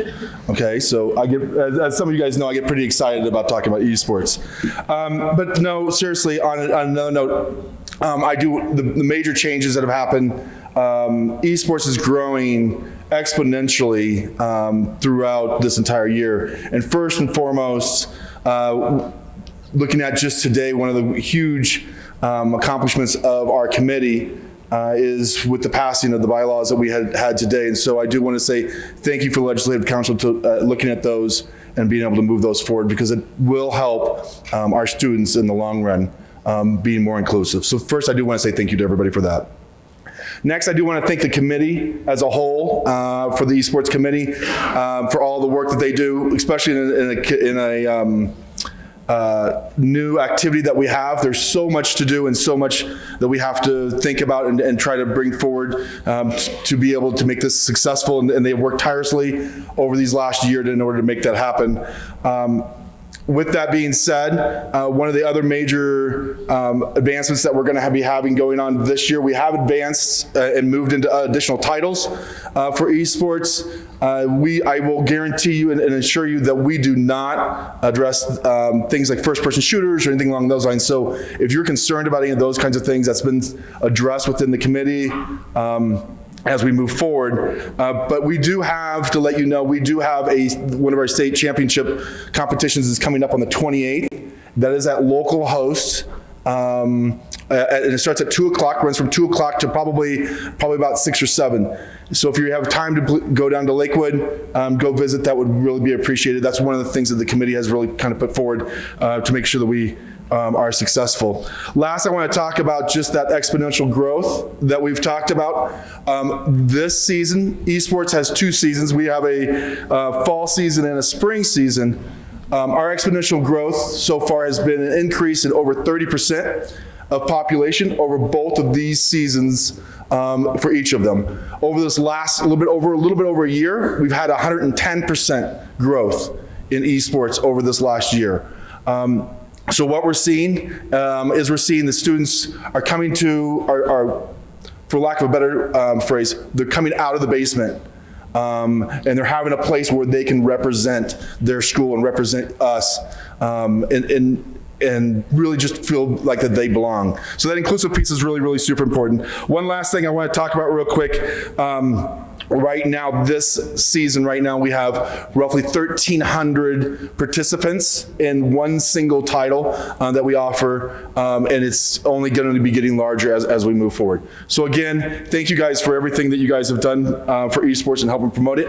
I do want to say, if you guys are concerned, if you need help, please reach out to the committee, reach out to Rashawn, reach out to myself. I would be happy to sit down and talk about esports and how I can help promote it within your guys' own within your own districts. I move for the adoption of the report as submitted by the Legislative Council.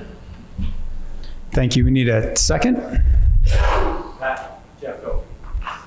Thank you. Any further discussion?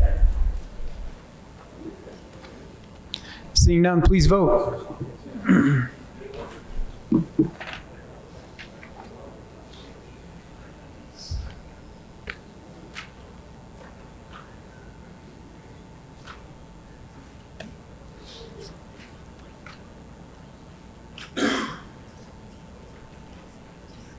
Great, looks like 99% is approved. Thank you.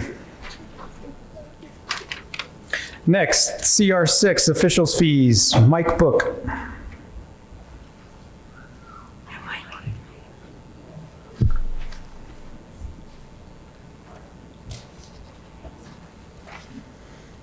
Good morning. First, I want to thank my committee. I think I have the best committee there is, and we get to talk about officiating, so it's pretty cool. Jason, Mike, Jeff, Ron, and I want to give a quick shout out. I know she's not in here, she's sitting back out there, but Monica Tillman is absolutely the best to work with, and she does so much behind the scenes and doesn't take a lot of credit for that. So I just want to make sure that she's acknowledged for the work that she does.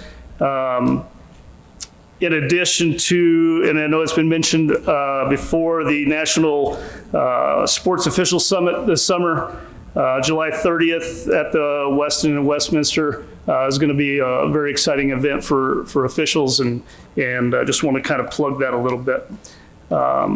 So my report's pretty easy. In 2019, we approved for the Denver, Colorado Springs metro area to increase their travel stipend.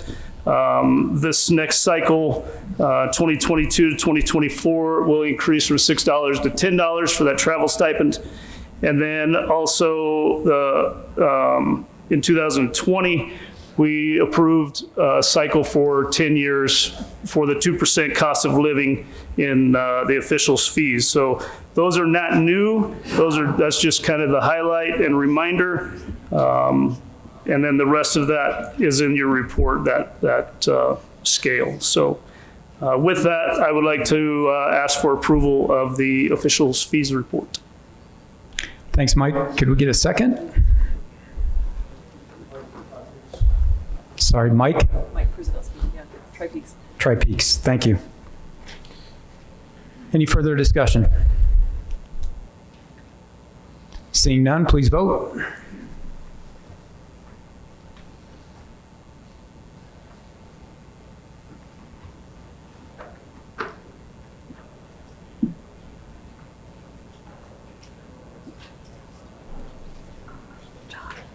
Report passes. Thank you. 99%. Congratulations, Mike. CR7, sportsmanship, Harrison Chisholm.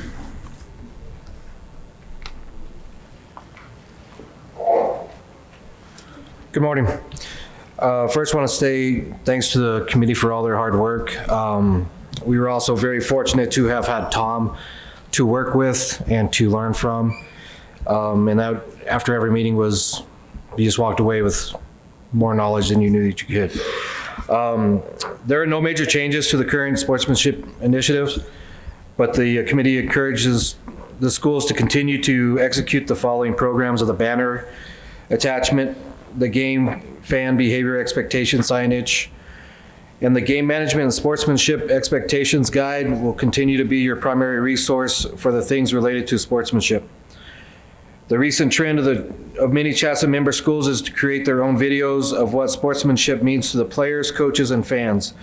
These videos are shared in a few minutes before the start of the contest and the national anthem.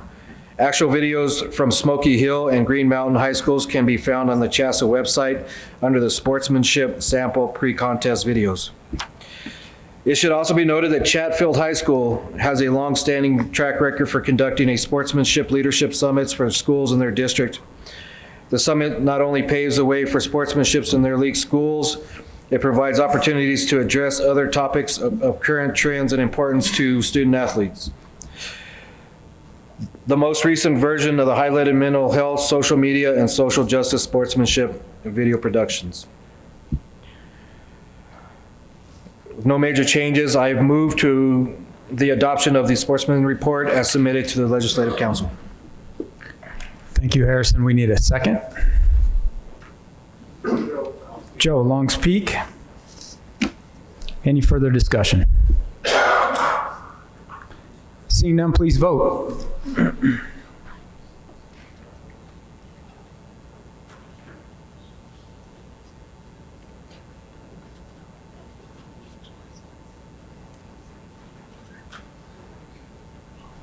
%. Report is approved.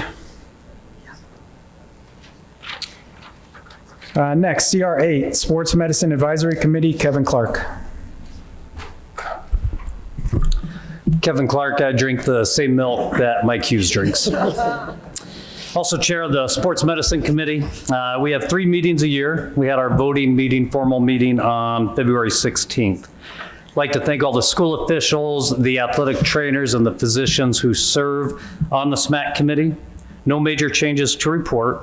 We do have a few updates that the committees have worked to create a more user-friendly air quality index charts as well as cold weather charts. These resources can be found in the SMAC Handbook or under the CHSAA Now website under the SMAC tab. Committee has also been working on ways to connect through professional development with your athletic trainers. If your school does not have an athletic trainer, this event would be for an individual who serves in that role at your contest. We'll be hosting an athletic trainer outreach in conjunction with the All-School Summit in August. We're excited to announce that Steve Greek Antonopoulos, the former Denver Broncos trainer, will be our keynote speaker. We are planning this the morning of August 1st. And again, this will be in conjunction with the All-School Summit. Lane will be sending out reminders as we get more information to push that out. Again, with no major changes, I move forward with the adoption of the Sports Medicine Committee report as submitted to Legislative Council. Thank you, Kevin. Need a second? Carrie, Front Range. Any additional conversation? Seeing none, please vote.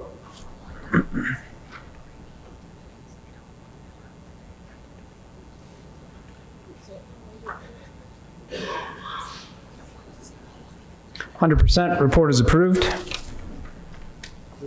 Next, CR9, Tournament and Playoff Finance, Mr. David Walk.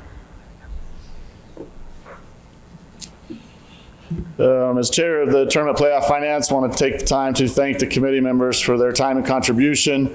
Thank you to Adam Bright and Sam Rogers for their support and leadership in that. And a very special thank you to Sarah Vernon Bruner. A lot of you know, but she is, as Rhonda said, very special, and we're very fortunate to have her be part of our financial team.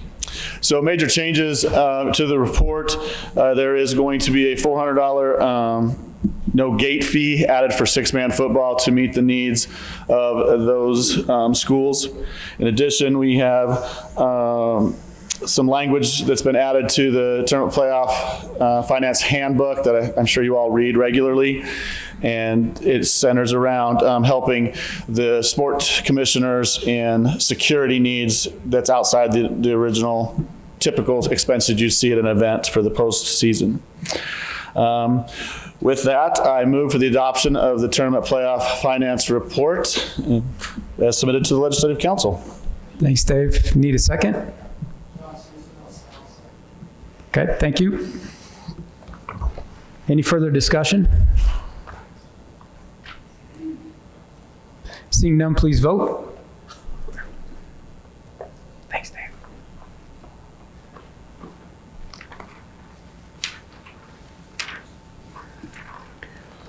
Report passes 100%. Thank you.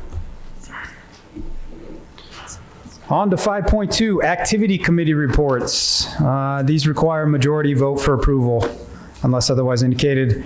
We'll start with CR10, which is music. And it looks like Rashawn. Kevin Bieber is our chair for music, and he is currently at a music festival at Pueblo West. I want to thank him for making that happen, and then I will try and make this happen. The music committee, I do want to thank each of the members of that committee. They do a great job putting together our festivals and helping with that, and of course our all-state music events. So thank you to that group for that work. You'll note that there are rotations for our music festivals, and we hope you'll take note of where they will be in the year that they will be there. We'll be reaching out and hopefully securing those dates as early as the end of this school year for next school year. So please look forward to that. If you're interested in hosting a music festival in your area, please reach out and let us know. We would love to get folks to your school and in your community for a day or two or three of music. Otherwise, there are no major changes. And so I'd ask for the adoption of the Music Committee report as submitted to the Legislative Council. Thank you, Rashawn. Need a second?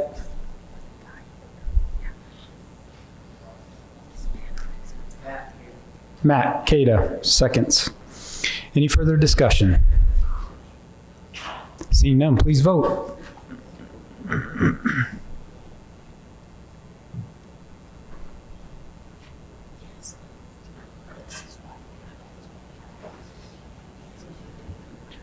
Report passes at 100%. Next, CR11, speech. Ashley McCulloch.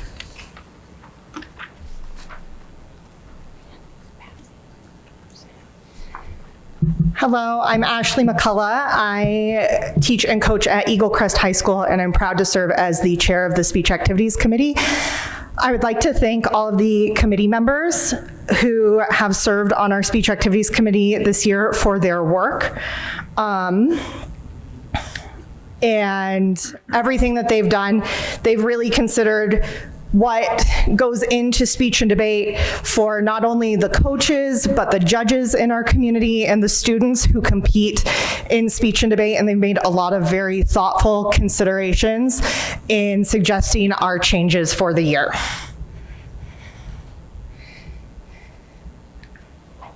Thank you. So our major changes to report this year is that we have moved to adopt the NSDA's 8-minute prep time in policy debate to align with the National Speech and Debate Association's rules. We've also aligned to adopt the NSDA interp source rules starting in the next school year. We are going to keep congressional debate as a pilot event for one additional year. We started congressional debate as a state event going in, and the first year it was going to happen was the year that we had to cancel our state tournament because of the pandemic. So we've only had 1 year of experience under our belt. We'd like to take a little bit more time with it. We're going to increase judge pay at CHSAA tournaments to $15 per round with a bonus for judges who judge 3 or more rounds of policy debate or waived PF and LD debate. We've provided clarification around judging requirements at CHSAA tournaments, and that each school is going to be required to provide at least one coach to assist in the operation of the tournament, and additional coaches who serve as judges can choose to receive pay for their rounds judged. We're moving to pilot the use of the arbiter system for judge background checks to determine the feasibility of requiring background checks for the 2023-2024 school year and season. And our biggest thing that we've been working on for the past few years is a shift from festival and tournament classifications to a 3A, 4A, 5A classification. Using specifying what debate topics will be used at each different state tournament to match the month of that state tournament's competition. We've sorted out initial dates. And in moving towards a 3A, 4A, 5A classification structure, we eliminate the regional tournament structure. Instead, each school will be able to bring up to 4 entries in each competitive event to the state tournament for their classification. In eliminating regional tournaments, we'll be increasing entry fees to the state tournament from $13 per student to $20 per student for all classifications. And 3A state tournament will allow double entry, but 4 and 5A state tournaments will not. And the events offered at 3A state will mirror those currently offered for state festival. The events offered at 4A and 5A state will mirror those currently offered at the state tournament. There's an adoption this year of we're proposing an adoption of a team sweepstakes award to be piloted in the 2022-2023 season, and to align individual awards given at the state tournaments to those given in athletics like wrestling and track. And a rule change for this upcoming season would be that in original oratory and informative speaking, a student holding a manuscript may not be ranked higher than 4th in the round. At this time, I move for the adoption of the Speech Activity Committee's report as submitted to the Legislative Council. Thank you, Ashley. Need a second? Thank you. Any further discussion? Seeing none, please vote.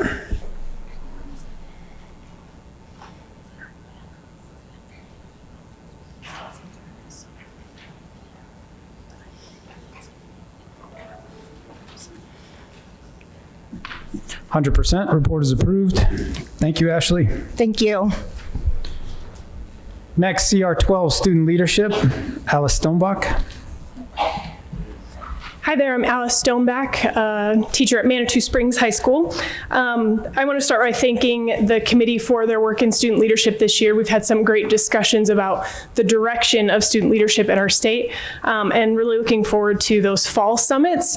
If your school is interested in hosting one of those regional fall summits, please reach out to me or Rashawn over here. I also want to offer a special thanks to Rashawn Davis for the opportunities that he is giving to student leadership in our state and in the nation. So there are no major changes to report. So I move for the adoption of the student leadership report as submitted to the Legislative Council.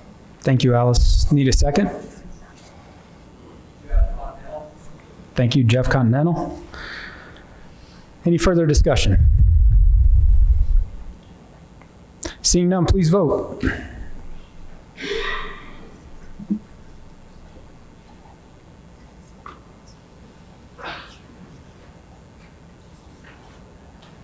%. The report passes. Thank you.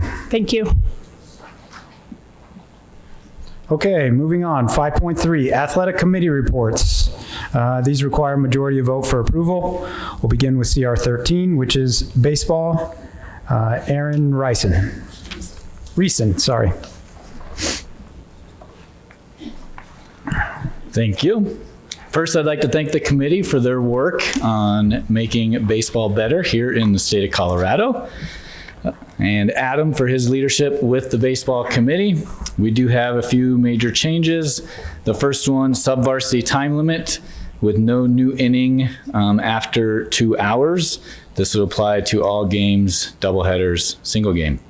Postseason added the RPI max preps criteria, 1A district, and then the 2A through 5A aligning the playoffs, 32-team bracket, RPI max preps added to that as well. And what gets you on the bracket also seeds you on the bracket with that. Top 8 teams will host. The remaining 24 will be seeded with the RPI max preps. And then we can adjust first round matchups based on league matchups, and the bottom 8 teams may be moved for geographical purposes. And then we have game minimums for postseason, 1A 12, 2A through 3A 17, 4A 5A 19. And with that, I move for the adoption of the baseball report as submitted to the Legislative Council. Thank you. Need a second. Steve, Mile High. Any further discussion? Seeing none, please vote.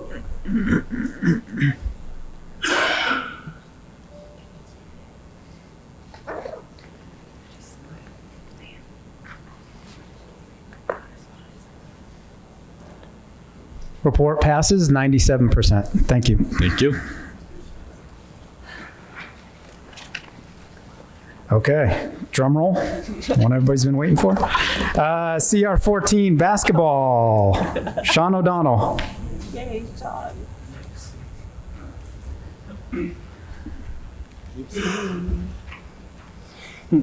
Good morning, everybody.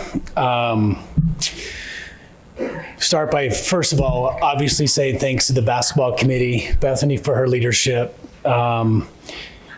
Typical year when we're not moving to 6 classifications. Basketball committee meets in January. This year we met in September and October and November and December. We had a lot of meetings leading up to the actual meeting in December because we had a lot of data to sort through, survey data, classification conversations. And obviously a top priority for us was to try to create some consistency among all the classifications and how our playoff formats would look. And I'll just dig into that here. Class 1A through 3A are going to continue to use districts format before entering into a 32-team bracket, and then 4A, 5A, and 6A will just enter straight into a 32-team bracket for postseason. I'm going to go through those really quick. For 1A through 3A, obviously identical format for boys and girls. District seeding done by the CHSAA Seeding and Selection Index. District winners, the 8 district winners advancing to a 32-team state bracket. District champions are guaranteed a top 8 and they will host as long as they were in the top 16 in the CHSAA Seeding and Selection Index after districts. Then the remaining 24 teams will be filled using the CHSAA Seeding and Selection Index. Seeding criteria for the 32-team bracket. Again, the CHSAA Seeding and Selection Index. Seeds 9 through 24 are going to be true seeded, except to try to avoid league matchups in the first round only. They can move teams up and down one spot to avoid those, and then teams 25 through 32 may be moved based on geography and league matchups. The first 2 rounds of the state tournament will be regionals. What we call regionals will be hosted by the top seed in that quadrant of the bracket over a 2-day tournament. Teams will not be reseeded prior to the final week, and then they will move into the state championships for the final 8. Top 8 teams will advance to that. In 1A and 2A, they will also have a consolation bracket. 3A is different in that teams that lose on Thursday are not guaranteed or will not advance onto Friday. So 4A, 5A, 6A, again, identical format for boys and girls. 32 teams will qualify for a single elimination bracket. League champions will earn an automatic berth in the playoffs as long as they win their league outright. And we did put a stipulation that that league had to have at least 5 teams in it for an automatic berth. Max Preps RPI will run through the regular season. The remaining teams up to 32 will be added to the bracket based on the selection index. Seeding again, selection index. Seeds 1 through 24 true seeded except to avoid league matchups can move up and down 1. Teams 25 through 32, again, able to move based on geography and league matchups. In 4A through 6A, higher seeds will host the first 2 rounds until the grade 8, and then grade 8, final 4, and the championships will be played at a neutral site selected by the CHSAA. And with that, I would move for the adoption of the basketball committee report as submitted to the Legislative Council. Okay, thank you. We'll go ahead and move for a second.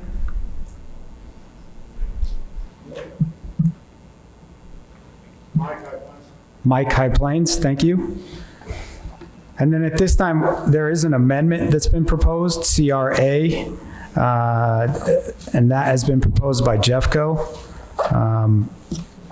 So at this time, we ask either, I think they want to address that amendment at this time. Go ahead. Yeah, absolutely. You can use that. Hey, good morning, everyone. As we addressed in our CADA outreach, our 4A, 5A Jeffco League just has some questions around 6A based on the membership's vote last year when we had 62% of the membership voted against the moving to 6A. And so we wanted to bring it up for further conversation, and that was the intent of our amendment. That's why we brought it forward and brought it to the CADA outreaches as well as submitting it to the packet. Since there's the logistics challenges and questions around the parliamentary procedure and ability to open a clock report, we've heard from some of our rural partners about wishing to be more included in that conversation. And that's really been our intent from the beginning, is to bring that forward for that conversation and today and ultimately to a vote. At this time, it is our opinion that maybe creates more good or more harm than good based on timing. And so we are asking that nobody motion to move this forward and no second, and we'll let it die on the floor. Our league is fully planning on bringing this back up through clock and through the basketball committee report next year. And again, this supports our move to a second legislative council. So we could have had this conversation earlier, which maybe would have changed the thinking right now. So that is the position of Jeffco at this time. So do we have a second for CRA, amend the report to remove 6A classification?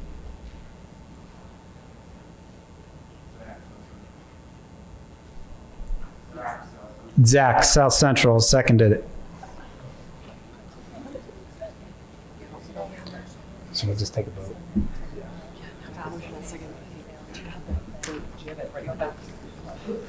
So we'll put this up in a second for a vote. Any further discussion on this?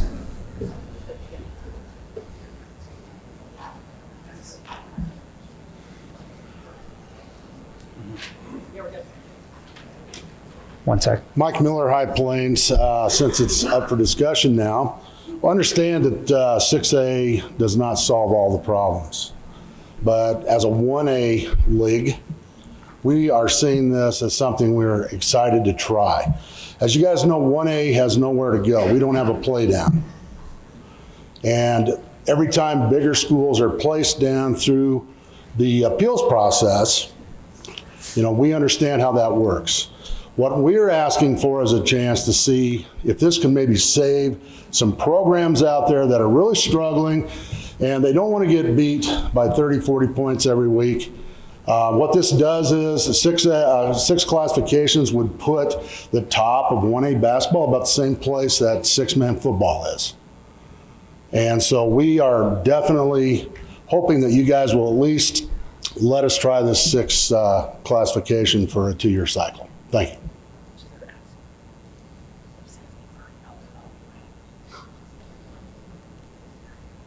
Any other discussion? Okay, so the vote will come up. A no vote will mean that you are not in favor of amending the committee report to allow 6A. Take away 6A. To remove 6A. We're keeping 6A. Yeah. Do you want to say it? Oh, go ahead, Bethany. No. I was just going to speak. Yeah, to the amendment. So, yeah, I can. Okay. Do you want me to go? The question is about how did they vote? Yeah, how did they vote? Okay. So Patrick came up and said not on this amendment that they submitted that by not giving it a second, it would die and we wouldn't be voting or discussion. And so because we did get a second, we opened up the discussion, right? And so now you do have to vote on it. What Mike was just saying is he would encourage you to vote no on this amendment, and then it will fail, and we'll be back where Jeffco has asked us to be until they talk this through with their with the basketball committee and their league. So that's what Mike was saying. Vote this down, give the smaller schools an opportunity for a 2-year cycle to have 6A basketball, as well as what was approved last year by the Legislative Council. Was that? Yeah. I just wanted to put in a couple words. You know, Sean and I don't have a strong opinion, 5A, 6A. We, the clock committee actually approved the 6 classifications. The committee has worked tremendously hard to figure out what that looks like in that playoff structure. We are here to present you with that body of work. What I will say is that if you vote yes for this, I don't know what schools, and you don't know what schools are in each classification for 5 classifications. That has yet to be determined, and there is no mechanism of doing that other than charging me with creating that process. There's no legislative council body to approve it. There's no appeal from the clock committee. It's too late. So I just wanted to warn you that if this does pass, there are some serious repercussions, and our basketball committee essentially will have that full authority to determine classifications and then playoff structures without any sort of vote before next year. So just as an FYI, that's the repercussion. And just to support what Bethany's saying there is our league's intent was to amend the basketball committee report, not to evaluate the clock committee report, which actually put this forward, putting Bethany and or the basketball committee in a position where we're placing schools in classifications without appeals processes, with all of those mechanisms that we have in place to make sure we do that the best of our ability. It was not our intent with this, and so that's why we've made the statements that we have around not seconding this, and then we're asking for a no vote on this amendment, and then we'll address this through the proper channels over the next year or so. Any additional conversation, clarification? Everybody feels good? All right. Please vote. Please vote on the amendment.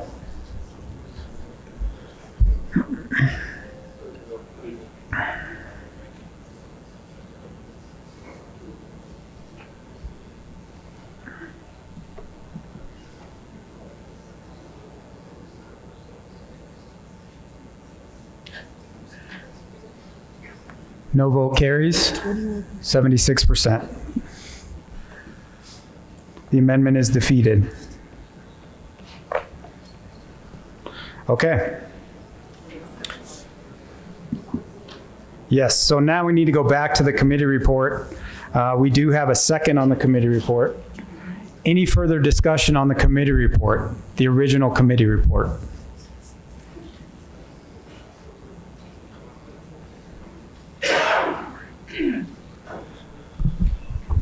Milk was not a problem for me. I'm Jake Trayer, and I'm representing the Union Pacific League. Everybody should have gotten a green sheet on their table with the details on this. We're proposing an amendment specifically to the 2A portion and a change to number 2, that each district will have the opportunity to agree on how to seed their district tournament before the start of the regular season. If an agreement cannot be reached, the district tournament would default to being seeded by the CHSAA seeding and the selection index.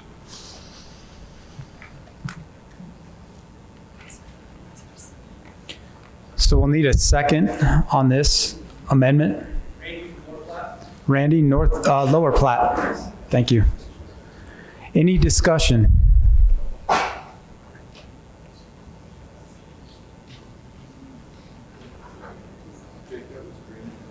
Yes. How do you want this to read? Will you guys tell him how you want this to read? He's ready. Okay. He's ready for the vote. Brad's just going to take a second to get this put together, and then we'll put it up.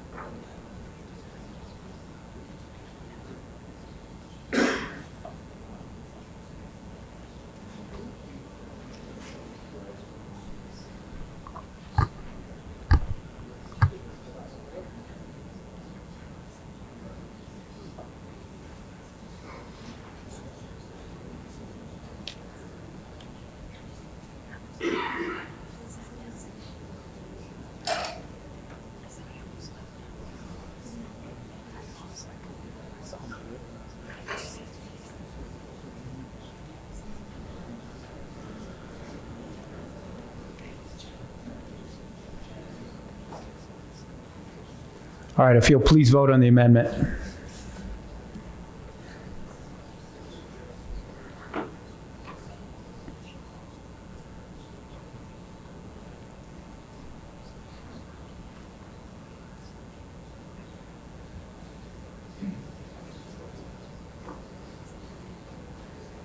Does the amendment have to be 2/3 or just majority?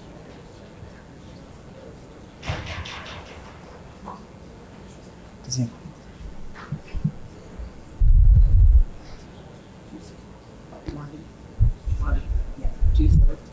Two-thirds on an amendment.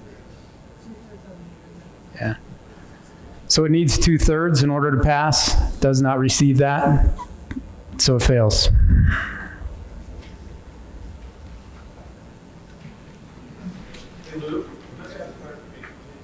Sure. So on the votes, 66% of the votes that are abstaining in the double. Correct. That's a good question. 2/3 vote of the chamber. So abstentions, while they don't count as no votes, do not count as affirmative votes, demonstrating 2/3 of the chamber. So it still stands. Yeah. You want her to- Did you guys hear that? Here, yeah, I'll let come her. to the mic, Marty.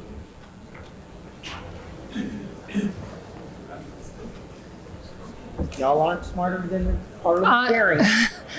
On the amendment vote, you're looking for a 2/3 vote of the chamber. So while abstentions don't technically count as a no vote, you still need a 2/3 will of the chamber. So 2/3 of the people voting need to vote in favor of the amendment for the amendment to move forward. Essentially, but not officially. Yeah, what you're doing is you're amending a document that you received arguably 45 days or more in advance.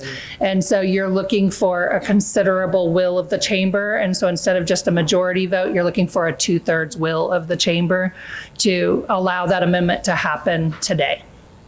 May I ask a question, just because I'm looking at faces saying we didn't understand. By abstaining, we were potentially not yet seeing it as a no vote. Could the membership re-vote? Yes, you could go back and reintroduce and Can we bring? reconsider the question. You can reconsider the question. Okay.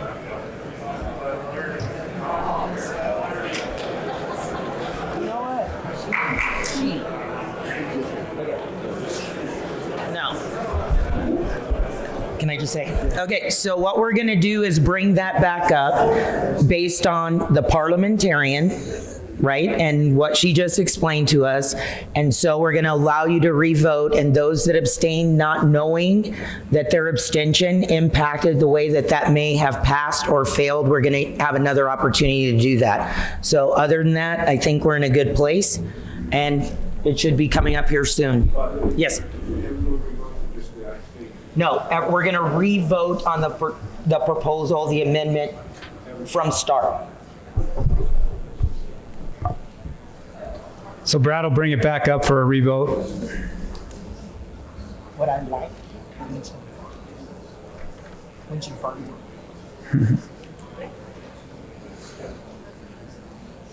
Okay, so if you go ahead and vote, re-vote on the amendment. Can you pause for a moment, please? Sure.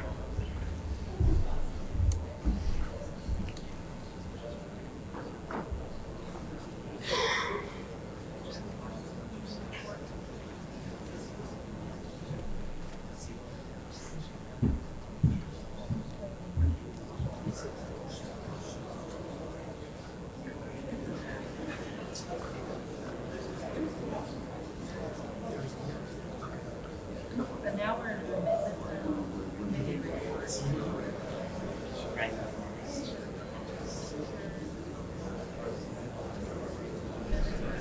It's in the procedural paperwork that she was given. It's the historic. Well, according to this one, he's correct. But you still need it. We need So do you want us to redo this overall to get to that place? Yes. Yeah, no, thank you. Y'all give him a hand.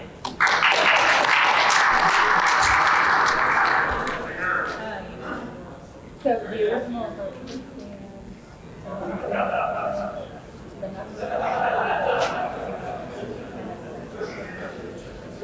Okay, so do you want me to bring back up the previous vote? Absolutely. So give us a minute. She wants to see the previous vote to look at how it compares to the language, and it may have stand as already passed, and so we don't need to redo everything. So no, you're fine.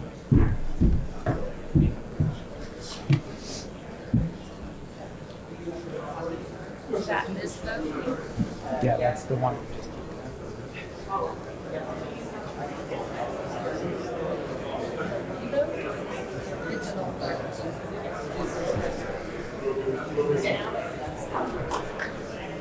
Oh, so they've already.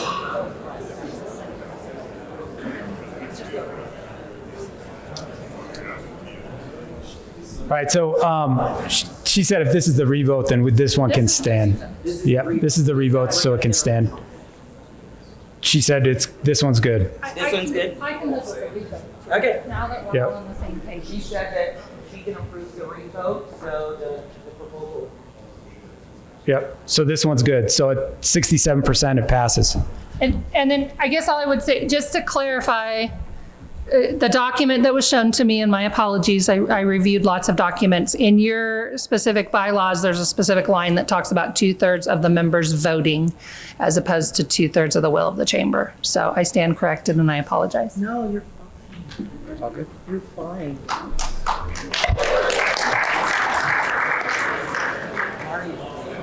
Just put a little. All right, piece of cake. We just need it. All right, so now we are done with those two amendments. We're back to the original basketball report, which we have a second on. Any further? Okay, well, I haven't seen that one. So, okay, we have another one. Another amendment. First of all, thank you to everyone that reconsidered their vote.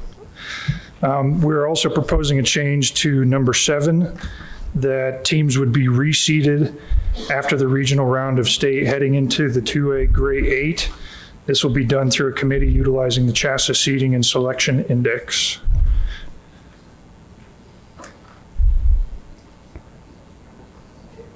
Just to further elaborate on that, I forgot to tell Hang you. on, we'll just take a second on that and then we can discuss further. Okay. So this is your pink sheet. Just I forgot to tell everybody that.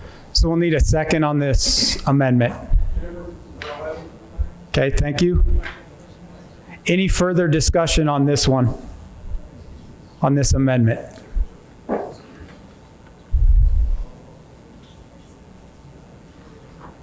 I guess I would just ask what makes 2A different from all the other classifications in this regard. I worry that this sets a precedent for the rest of us to start reseeding our Elite 8. And so is there something that makes 2A reseed necessary compared to what the rest of us see?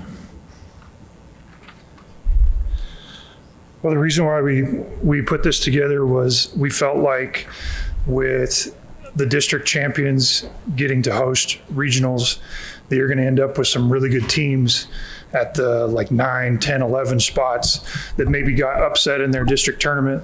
And then if we end up at the grade 8, you know, some of those teams are going to be seeded really low because we didn't reseed. And you're going to end up with some pretty funky first round matchups and, you know, not having the best teams playing each other in the semis and the finals potentially.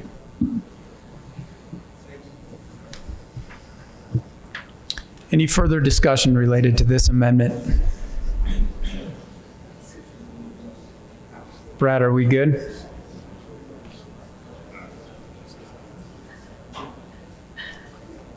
More discussion? Yeah. Okay. I would just add that I know that the basketball committee, you know, we looked at all these things, and I agree trying to keep things consistent amongst classifications.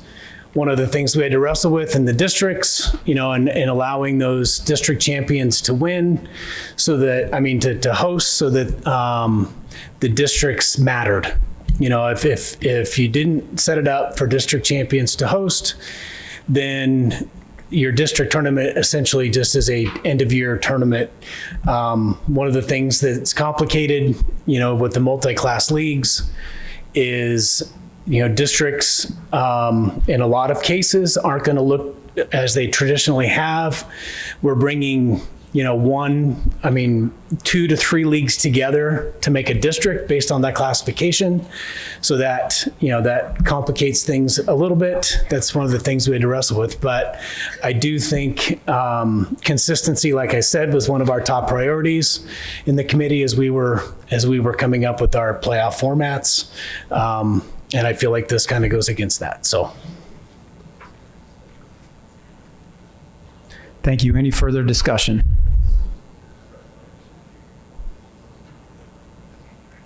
Okay, please vote. Oh, we're almost there. 1 second.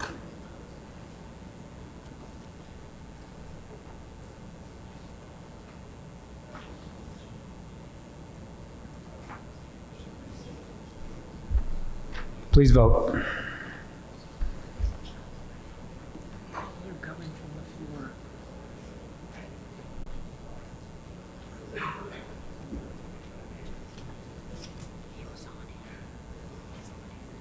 He's on it. Technology. He's done a great job. Mm-hmm.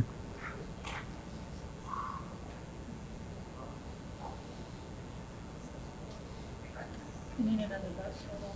Don't say that. Don't say that.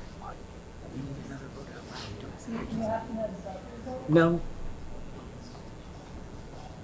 You need another vote result in order to assess. The way the system is programmed right now, the abstentions are counting in your category and not into a yes or no. Right? Well, you're voting no, so it doesn't matter. Okay. Sorry. All right, so looks like everybody's voted, and 65% the amendment fails.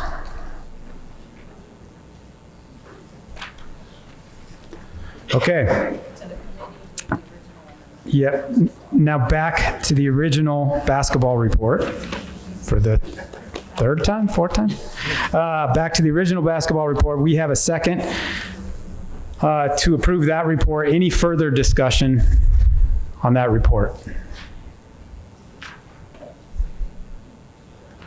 Okay, so we will vote to approve that report. As amended. Thank you. Please vote.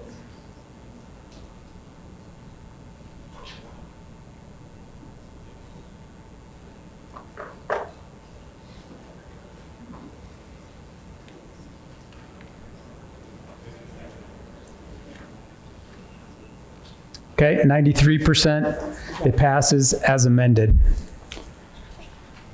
Okay. Get a little hot in here? Just me. Turn the temperature down. All right, moving on. CR15, cross country, Richie Madrid. Ooh, Richie. Make this smooth. Yeah, Yeah, we probably need a break after that, right? No, I'll make mine simple here. So first of all, I'd like to thank Jen and Lane for your leadership for the cross-country committee and also all the cross-country committee members. There's no major changes from last year's report. A couple informational items, though, that I'd just like to state here is that state cross country will continue to be held at the Norris Penrose Bear Creek site for 22-23 season. And then also some information will be looked at as far as some data for a possible 1A classification. We'll be looking at that during the 22 season. So with no major changes, I move for the adoption of the cross-country committee report as submitted to the Legislative Council. Great, thank you. Need a second. Thank you. Any further discussion?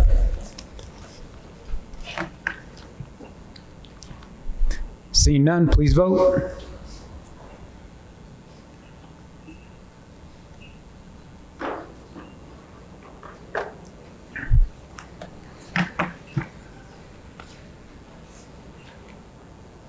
%. The report is approved. All right, thanks everyone.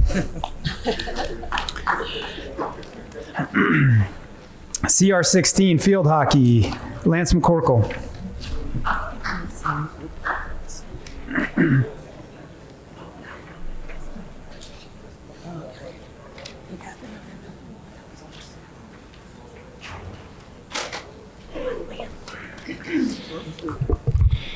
I'd like to thank the Field Hockey Committee for their hard work and dedication throughout the school year. Also like to thank Justin and Whitney for putting up with my constant pleas for breakfast burritos, which takes about half the time of our meetings. Major changes for the field hockey report. Mercy rule will no longer include removing players from the field when a certain goal differential is achieved. 4 non-rostered personnel, trainer, manager, videographer, etc. added to the gate list. Overtime procedures changed to golden goal for both regular and postseason games, and seeding of the tournament will mirror the capture process in each classification using the CHSAA selection and seeding index, 50% max preps and 50% RPI. Now move for the adoption of the Field Hockey Committee report as submitted to the Legislative Council. Thank you. Need a second.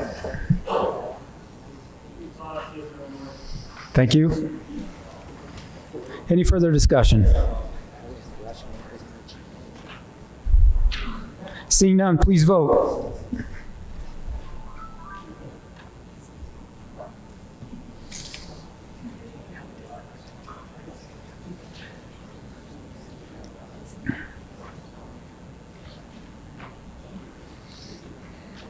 Report passes 96%. Thank you. Thank you all for your work. Next, CR17 football, Chris Knoll. Good morning, all. Never been able to really read a room and didn't know if this would be the right time to bring up 6A football after the basketball discussions. Rhonda says no in my ear. So I would like to thank Adam and Sam for all of their work with the football committee, as well as the football committee. For those that watched the football committee, we did take a pause in the middle of that committee meeting to survey member schools. And so that added some work to Adam and Sam to not only create that survey to get us the information that we wanted, but it also took some time to crunch that data so we ultimately could make some data-driven decisions. Major changes to the football committee report. In the report, it talks a little bit about the 2021 summer camps. We are going to ask that you make that rule a permanent change. You'll remember last year we added that extra week on the front due to the COVID. So schools will have schools will be able to choose to either have a 10-day contact camp between Memorial Day and August 1st, or they may start fall practice 1 week early. A point of clarification that we have received some questions Your varsity can pick to have the contact camp between March and August 1st, and then your freshman or your C squad could then start a week early. So it's not your school has to do the exact same thing. You can break it down by level, and we are trusting schools to do the right thing to make sure kids are only attending one camp. Part of the data that we received and allowed the football committee to vote on were changes to the postseason format. I'm not going to go through it, but you will notice that each classification had the ability to pick how they were going to how the higher seeds would host for football. So 5A, 4A, 3A, the higher seed will host all the way through the state championship. 2A and 6-man, no changes until the semifinals, where now the higher seed will host in the semifinals. And then 1A, higher seeds will host round 1, and home team at each subsequent playoff game shall be that team which has had the fewer home games during the state playoffs. If both have had the equal number of home games, the team with the higher seed will host. Also, we updated our seeding criteria, went from 4 data points to the 2 data points with the RPI ranking system and max preps, with each source being collected at the end of the season and equally weighted. With that, I move for the adoption of the 2022 Football Committee report as submitted to the Legislative Council. Thanks, Chris. Can I get a second?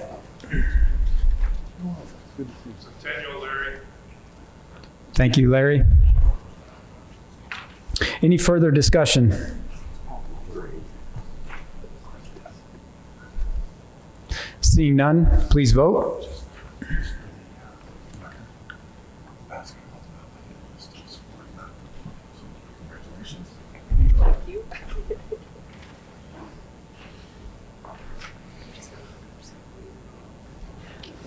Yeah, give it toward the glass.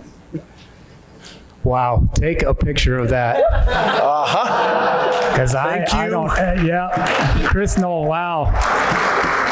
Is there a medal or something we can give you? We will always be more than willing to go behind basketball now. Thank you. That passes. Moving on, Cr18 Golf. That is Chad Eisentrager. I'll kneel down for this just so I can make other people feel better about themselves. My name's Chad Eisentrager, Athletic Director, Meade High School. I'm the chairman for the golf committee, and at this time I'd like to thank the committee members that are here in this room, and also Monica, and I'd be remiss if I didn't recognize Tom Robinson, who besides officials and sportsmanship, golf held a very special place in his heart. And one thing that was great about Tom, as I got to work with him the last 3 years, was he never saw flaws in people, he only saw opportunities, as he told me many times on the phone. As he made me his committee chairman, that was a very clear thing. He didn't see my flaws, he only saw an opportunity. And he has done a lot to grow the game of golf to make it a much more recognized sport and give our kids the best opportunity to be recognized on a local, state, and national stage golf-wise. And this was his last committee report that he got to help adopt and work through. And it was an honor to get to work with Tom, and I miss seeing him at the golf courses during the state tournament and his wisdom that he's bestowed upon all of us.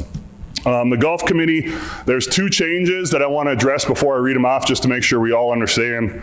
The team IWR and individual IWR rankings, I've got some questions from other people. Those IWR rankings do not just account for you shot a 70 on a par 72 course, you got a good score. The IWR score, if you ever talk to Doyle, takes into account slope, rating, and the difficulty of the course. And so it does take into account what courses you're playing on. Secondly, the other rationale behind B, if those 6 golfers fail to qualify through the regional process, they do not eliminate anybody from the regional qualification process that's already qualified in the 4 regionals. So instead of keeping the number at 84, we would raise the number to get those 6 people into the state tournament, if that makes sense. And if not, you got a microphone, you can come ask me questions, I'd love you to.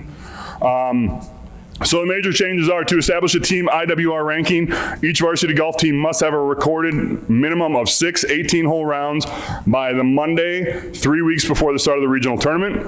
Both individual and team IWRs will be calculated using the best 6 18-hole established at that time. The top 8 IWR and 3A and 4A will then be determined on that Monday by 7 p.m. Those 8 teams will be distributed competitively in each of the classifications regions. Geographical considerations will be the top priority. The only exception to that is, as we know, the girls' golf season can be impacted dramatically by weather, and if there are certain locations in the state that aren't able to meet that minimum requirement, we will then change that requirement with the approval of the golf committee and the new assistant commissioner's approval. When it comes into geographical consideration, we won't necessarily put the number 1 ranked versus the number 8 ranked. We will make sure out of the 8, there will only be 2 of the top 8 ranked teams per geographic location. It won't be 1 versus 8, 2 versus 7, and those things on. The second one is we will exempt to state any of the top 6 IWR regular season players who competed in their at least 6 CHSAA regular season varsity events, but missed the cut in their regional tournament to participate. So they must compete at regionals, and they would have had to miss the cut to meet that exemption. They must compete and have missed the cut to guarantee their participation at the state level. And that is the top 6 in all 3 classifications for golf. So those are our major changes. So I would move at this time for the adoption of the Golf Committee report as submitted to the Legislative Council. Thank you, Chad. Need a second. Larry Centennial Lee. Larry Centennial, thank you. Any further discussion? Seeing none, please vote.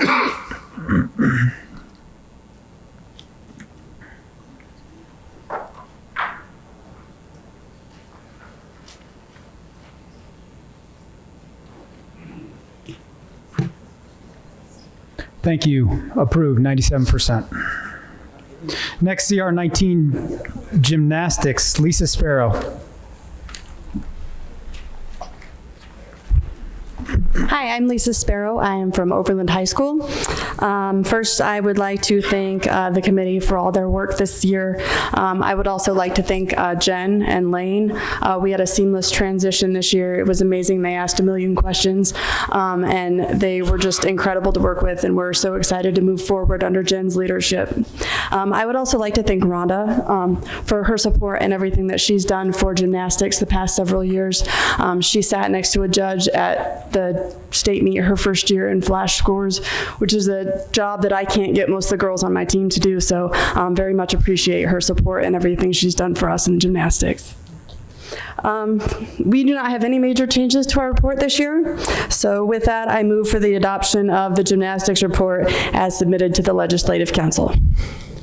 Thank you, Lisa. Need a second. Jeff Continental, thank you. Any further discussion? Seeing none, please vote.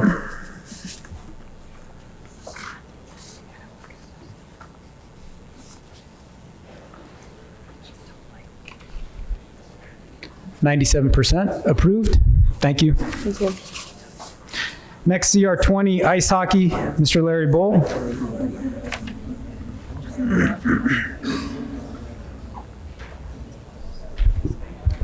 I'd like to thank Whitney and Justin for their support with the Ice Hockey Committee and all the committee members. Also would like to give a shout out to Denver East Angels, state champions this year in the ice hockey, and also national champions with that. So congratulations, Denver East. The major changes for the 21-22 ice hockey report are as follows. There will be a mandatory crossover game between 4A Mountain League and 1 rotating 4A league each cycle. Next, the 2022-24 cycle, the 4A Northern League will do the crossover with the Mountain League. Also, at the conclusion of regulation, only in postseason play, there will be an ice resurface the start of the first overtime if the game is tied. And last is that the seeding of the state tournament bracket will mirror and capture the process of each classification, the CHSAA selection and seeding index, 50% max preps and 50% RPI. With that, I move for the adoption of the Ice Hockey Committee report as submitted to the Legislative Council. Thank you. Need a second. Craig from CADA, thank you. Any further discussion? Seeing none, please vote.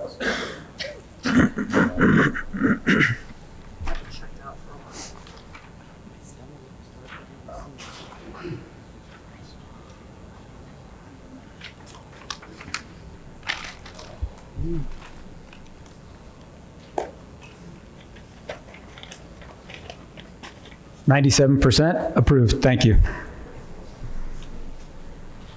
Next, CR21, boys lacrosse.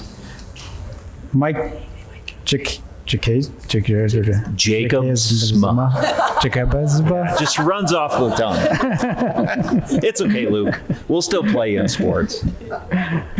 I definitely want to thank, the boys lacrosse committee, Justin, Whitney, for all their hard work, dedication through the school year. I think, like all of you, we're just excited to have a normal spring this year. The major changes, for the 2021-22 boys lacrosse report are as follows. Seeding of the state tournament bracket. It's going to mirror the capture process in each classification using the CHSAA selection and seeding index, 50% max preps and 50% RPI. And so I now move for the adoption of the Boys Lacrosse Committee report as submitted to the Legislative Council. Thanks, Mike. Second? Cameron, Mile High. Any further discussion? Seeing none, please vote. There's breakfast burritos, too.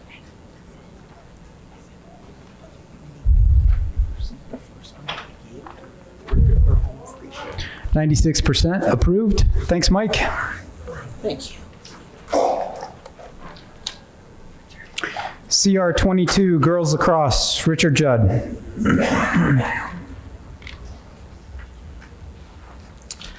Good morning. I usually get a box to stand on for this stuff, but I'll stay low for now.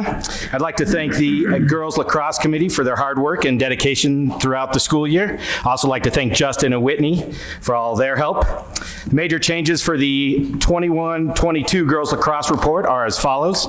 Seeding of the state tournament bracket will mirror the capture process in each classification using the CHSAA selection and seeding index.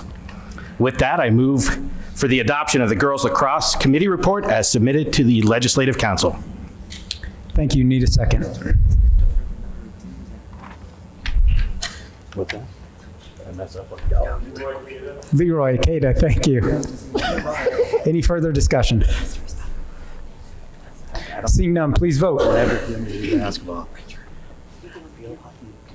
That's where I stay. I'll do the tennis. Thanks. Approved, 96%. Thank you. Thank you. CR23 skiing, that'll be Bethany Brookins. Great. Thank you to the committee. Luke is our faithful committee report chair. With that being said, just a huge thank you to those that participate, and a thank you to Summit High School, who will be hosting state next year. With that, I'd like to move for the adoption of the ski committee report. Thank you. Need a second? Gary, Arkansas Valley. Any further discussion? Seeing none, please vote.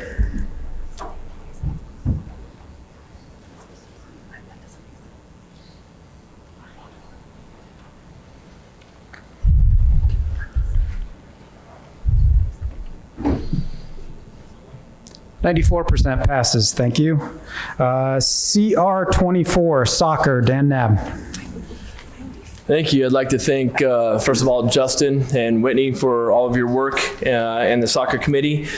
Work and dedication throughout this school year. It's nice to be back out on the pitch. And just for the record, this is the true football committee. So the major changes from the 2021-22 soccer report are as follows. The mercy rule will no longer include removing players from the field when a certain goal differential is achieved.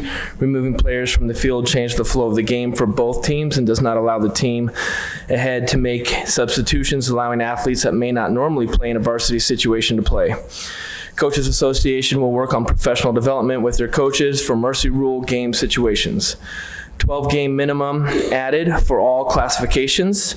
Minimum 10 member school games versus Nfhs opponents. Reasonable attempt to play all games must be made. 2 non-rostered personnel, trainer, manager, videographer, etc. added to the gate list. Leagues that start and finish the season with 3 or more teams within their classification will receive 1 automatic qualifier into the postseason. Leagues with 7 or more teams within their classification currently receive 2 automatic qualifiers into the postseason. All leagues with 3 or more will now receive 1 across the board.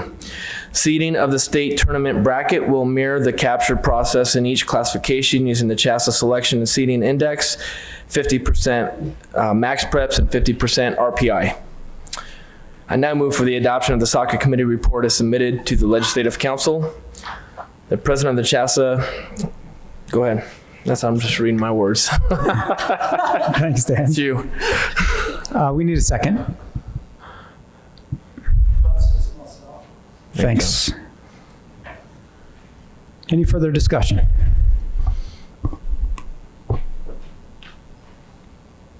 Seeing none, please vote. Thanks.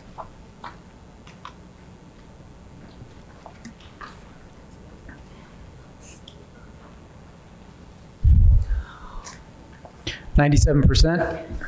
Approved. Thank you. Next, CR25, softball, Steve Longwell. Thank you, Mr. President. First, I'd like to thank all the committee members for all their hard work this past year for the softball committee, and thank Adam and Sam for their leadership and guidance. We have 4 major changes in softball this year. The first one, minimum games for postseason eligibility, 17 games for 3A, 19 games for 4A and 5A. Second change, we're allowing 4A and 5A to the option to host regionals over a 2-day format rather than just a 1-day format, so that they're able to utilize home fields and not have to throw out a huge amount of money to rent a complex. The third change, max preps and RPI will be used for capturing and seeding the field. And the fourth change, we will allow warm-up areas in the outfield of the fields at the complex at Aurora Sports Parks rather than sending the teams 20 minutes away. So they'll be able to utilize the right field areas and left field areas for warm-ups before they play their games. Those are the only changes that we have moving forward. Mr. President, I move for the adoption of the softball committee report as presented. Thanks, Steve. Need a second? Eric, NCAC. Any further discussion? Seeing none, please vote.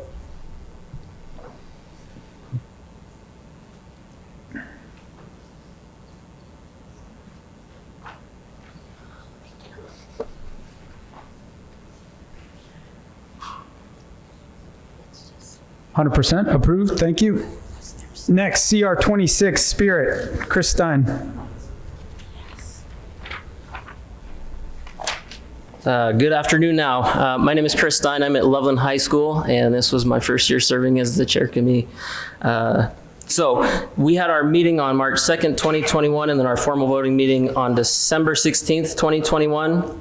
I'd like to thank Jen and Lane for their support and leadership, as well as all the members on the committee.